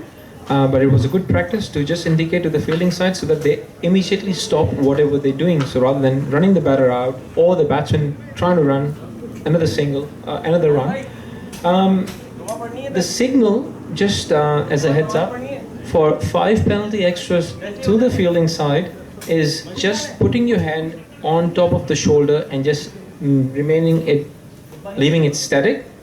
Whereas if there was a wide delivery down the leg side, but if the 5 penalty extras are awarded to the batting side, the same signal with a tap, tap, tap indicates that it's to the batting side. So that's how I remember it. And yeah, so in this instance, it was a good piece of umpiring where at square leg, Myron signaled dead ball, and his partner Cameron at bowler's end signaled to the scorers 5 penalty extras to the batting side. There was a dead ball signal there, and again, it was a good piece of umpiring by umpire Cameron. He signaled dead ball as soon as it happened, and then he turned and signaled to the scorers, which is quite important for the bowlers and umpire to re-signal to the scorers. The bowler comes in. My experience in this country has been that not only does the typical fan not know the signal for 5 penalty runs, but most people who score don't know the signal for 5 penalty runs. So if I'm umpiring, and it doesn't happen very often, but every once in a while I'll have to signal 5 penalty runs. Obviously, this is 1 short. Correct. This is 5 penalty runs. Many people confuse these two. So for me, I actually walk over towards the scorers and not only signal, but verbally tell them 5 penalty runs because I don't want them to take 1 run away from the batting side. So it's one of those, we've seen 3 instances so far in this game where there's 3 things that typically don't happen you don't see very often in a cricket field. Twice in 20 overs, we've seen batsmen get stumped off of wide balls. That doesn't happen very often. And I have not seen 5 penalty runs because of the ball hitting the helmet probably in about a year. Short run yesterday. So the third team, which consists of the umpires and the scorers, has been performing extremely well without making any controversial decisions in the in a couple of days. So I'm pretty happy with the performance of my team. Doesn't matter who wins and who loses. But no, it's a tricky one, and it's good to see a good piece of umpiring there by the umpires there. Normally these sort of signals, you often come across them once in a while, but never say never. Everything is happening. We had a tie game to start with, Exactly. So I think umpires are really being tested here. There's a short comfort break at the moment happening. Really exciting 2 overs coming up. 142 for 4. We're about to start the 19th over. So the target being 165. We're looking at 11.5 runs an over from this point. So basically they need 2 runs, the Stallions need 2 runs off of every ball in order to win this game. So with 6 wickets in hand, we may see a lot happening in the next few balls. And they've gone back to their strike bowler from the top end this time, Shuja Nakvi. when you said about the short run signal, so let's say if there are 2 short runs on a single delivery. No, you can't do that. Now, on a lighter note for Julian, Julian, you have been, across, different countries in the world, and now you live in Houston, where a lot of subcontinent people in this part of the world.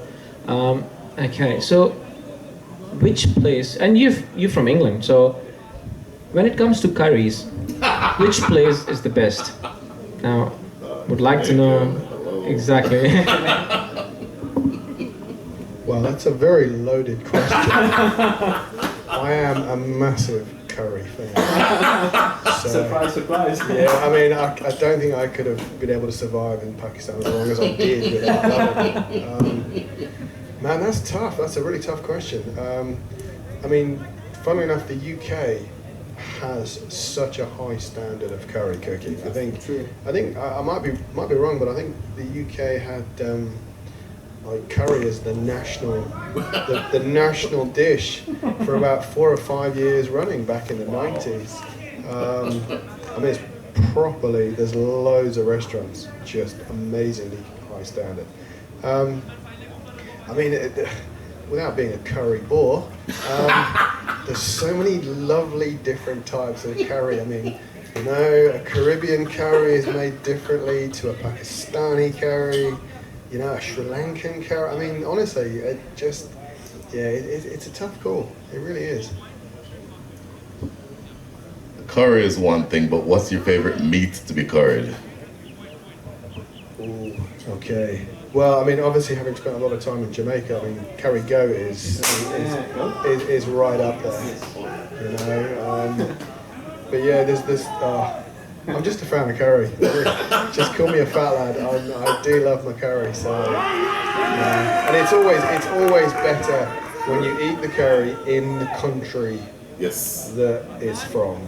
So there's nothing better than eating a good, serious curry goat in Jamaica, or a really lovely sort of curry, like a coconut-based curry in Sri Lanka, or just man. Is it lunchtime? hungry. Is it lunchtime yet? So before we do that, just to follow up on what's going on in the game now, beautiful Yorker there, ball by Shuja Nakbi. The score is, or the equation is now 20 runs needed of 10 balls, if I'm not mistaken. We've had 2 singles and a wide in the over to this point, so 20 needed off of 10 balls. You were saying, Mr. Qureshi. Yeah, Brian, I cannot tell you the amusement I'm having at the moment is just, it was great to hear from Julian a couple of times, the standard of Pakistani fielding. So I'm actually getting, feeling really pride at the moment. And the other thing is that, the amount of questions you asked him, and I only asked him one question, and he was actually under pressure with the, question I asked him. So, so it was just funny. A great discussion. Close contest happening at the moment. And there was just one on that delivery, and I'll hand it over to Brian. So the equation is now 19 runs needed from 9 balls, I believe. Got it. That's at the beginning of the last one. I think it's 19. Unless I'm further corrected, the equation is 19 of 9 balls.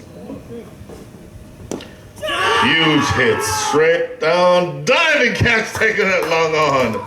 Speaking of good fielding, that one got an applause from international coach Julian Fountain.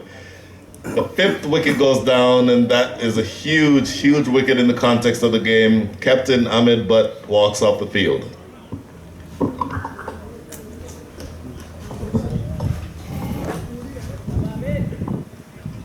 Yeah, no, it was a great piece of fielding. And Ahmed Butt looks disappointed that he played really well. And we haven't seen the new striker getting onto the field of play. Mind you, it's only 60 seconds before the fielding side actually can appeal from a timed out decision. So Hasn't happened in international cricket, but there's a law there, just to stop from any team taking any unfair advantage.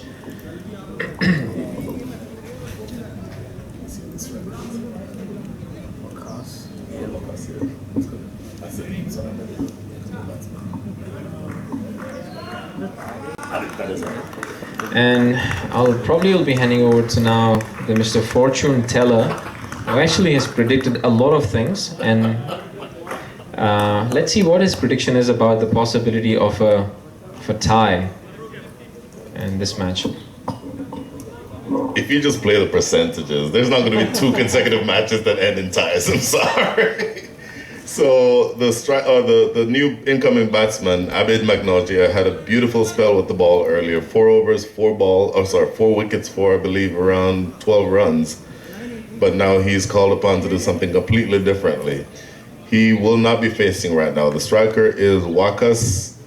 And Wakas is facing Shuja Nakvi, who is bowling really quickly and in a really hostile fashion. Yorker! Oh, that takes out leg stump. Oh, what a delivery. What an absolute peach of a delivery. He had absolutely no answer for that. Wakas had already cleared his front leg, was probably looking to play somewhere over mid-on, or over long-on rather, or mid-wicket. But that ball right, Yorker length delivery, had no answer for it. Leg stump goes for a walk, and we're now 2 down. The equation makes it much more difficult currently for the Stallions. 19 runs to be achieved off of 7 legal deliveries. I believe this is the last ball of the over coming up now for Mr. Nakvi. Beautiful piece of bowling there, Julian.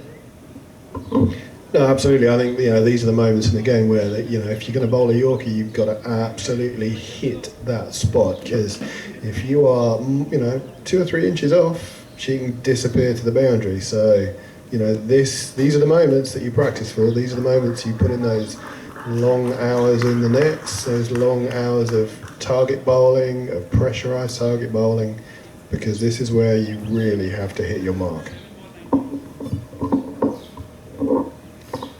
So the last ball of the over coming up now by Shuja Nakvi, bowling to the new batsman who's not quite ready.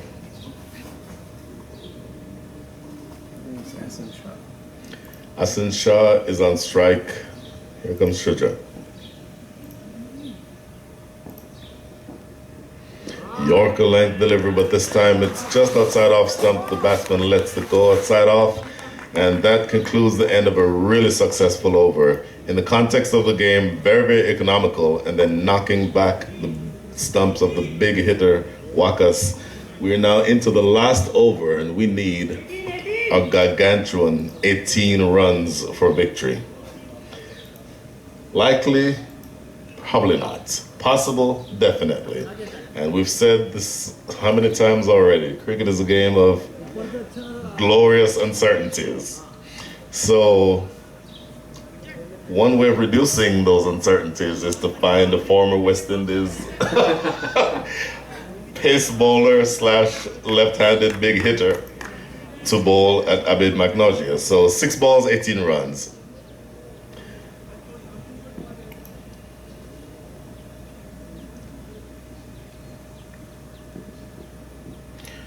Big swing and a miss there. At the point where the ball passed Abid, his head was pointed directly skyward. Completely missed the ball. 18 needed now off of 5 balls. Abid is from Austin. Abid is from Austin. From the Round Rock Cricket Club Tigers. Yeah, exactly. I'm pretty familiar with that club. Jamaican versus an Austin boy, yeah. Short, outside off. This is going to be wide. Umpire Cameron Best signals wide. Probably not what Mr. Finley wanted to have happen, but he will, as we say in Jamaica, wheel and come again on that one. So 17 now required off of 5. Big swing and a miss outside off stump. No contact made, now 17 off of 4. So yes, my 2 loyalties are being tested at this moment. Exactly. My countrymen versus my club mates. So 17 runs needed, 4 balls, and I suspect Abid will have to do something slightly different here rather than just stand and swing. short. Missed, oh, they run it by. No real attempt to run the batsman out by Sean Finley, because that just makes the equation a little bit easier in his favor, because now the new batsman is on strike. 16 now required after that bye was run, 16 required off of 3. Needless to say, this has become extremely difficult.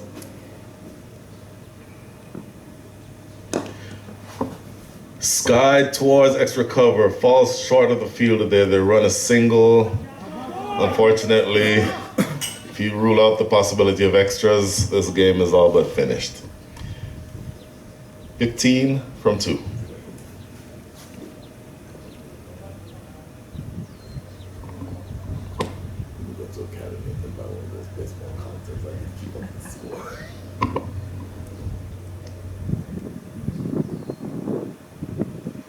Yorker length, punch to the guide, extra cover. Fields does not even bother throwing. 14 runs remaining. Let's say we could potentially alter the playing conditions, that if he actually hits the McKeever Street out here of this last ball, it would count for 14 runs. You think that'd be an appropriate change in the rules? Maybe not. Short, dot ball to end things, and that is the end of the game. So the Stallions threatened for a while. They pulled the Stars back in the first innings, and they were chasing a target that's probably a little bit less than they thought they would have to be chasing. But at the end of the day, the Stars' quality shone through, and victory goes to the Stars by the margin of 13 runs. Maybe not quite the excitement of the games yesterday, but still an interesting game nonetheless, Fawad. Yeah, correct. I mean, this morning during the inspection, we anticipated a target around like 180 would be, and even that would have been chaseable, looking at the conditions of the pitch and the outfield. But even having said that, 165 was enough for Stars. Full credit to them. They batted extremely well, and they did not panic even defending that total, which was slightly lower than what was anticipated around mid-innings, where they were just cruising, and they were probably they'd only lost 1 wicket around like 12th over mark. So no, well done. We had one more interesting, not that interesting of a finish, but still a good game of cricket on a beautiful sunny day in Houston. All in all, I think this tournament has progressed very, very nicely. I think the games have been played in great spirit. I think more than anything else, the ability for me, as somebody who grew up here but who now lives a couple of 100 miles away, to come here and sit in between two absolute rock stars in the cricket world and learn everything that I have learned in the last 3 hours of conversation is truly a treat for me. So gentlemen, thank you very much. Thank you. It's been an absolute pleasure. Watched some really lovely cricket, and I look forward to seeing some more. And back home, I'll be telling my folks that I put Julian Fountain under pressure asking the question. So that's exactly about Curry. No, thank you guys. It's been a really pleasure. Thank you.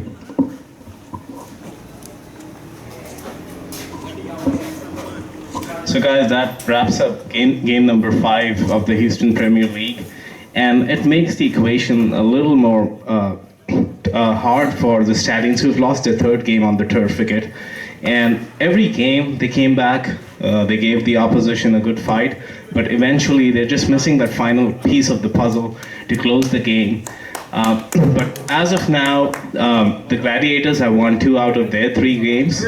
The Stars have won 2 out of their 3 games, and the Knight Riders have also won 2 out of their 3 games. So it's pretty even Stevens at the top of the table with the 3 teams, and Stallions have now a mountain to climb going forward.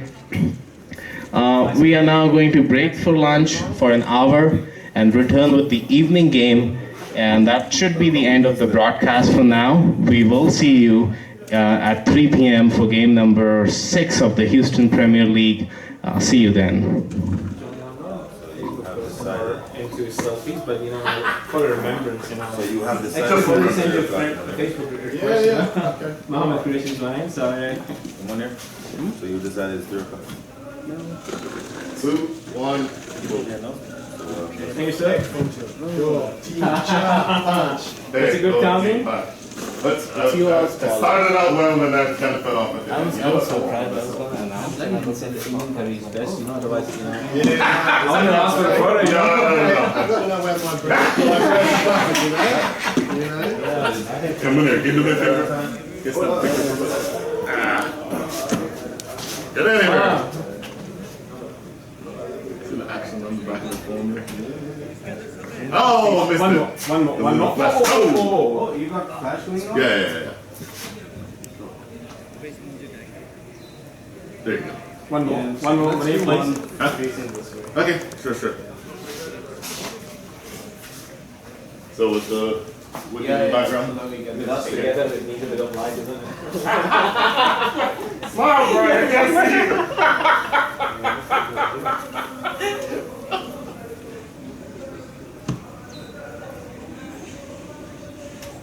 Boom. Fantastic. One more, please. Okay.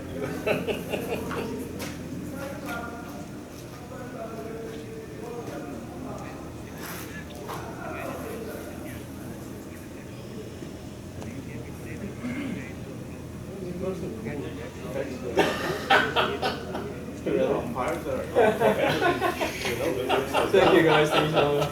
I thought you guys were getting here. I know, right? Such a pleasure, man. Such a pleasure. Hey, so, that conversation I was having with you was not just in theory. It's one that we struggled with a lot. This young man is a really talented cricketer. Yeah? His big brother, as I told you, is a professional soccer player. And I was on the board from the soccer board from from late 11 to 14.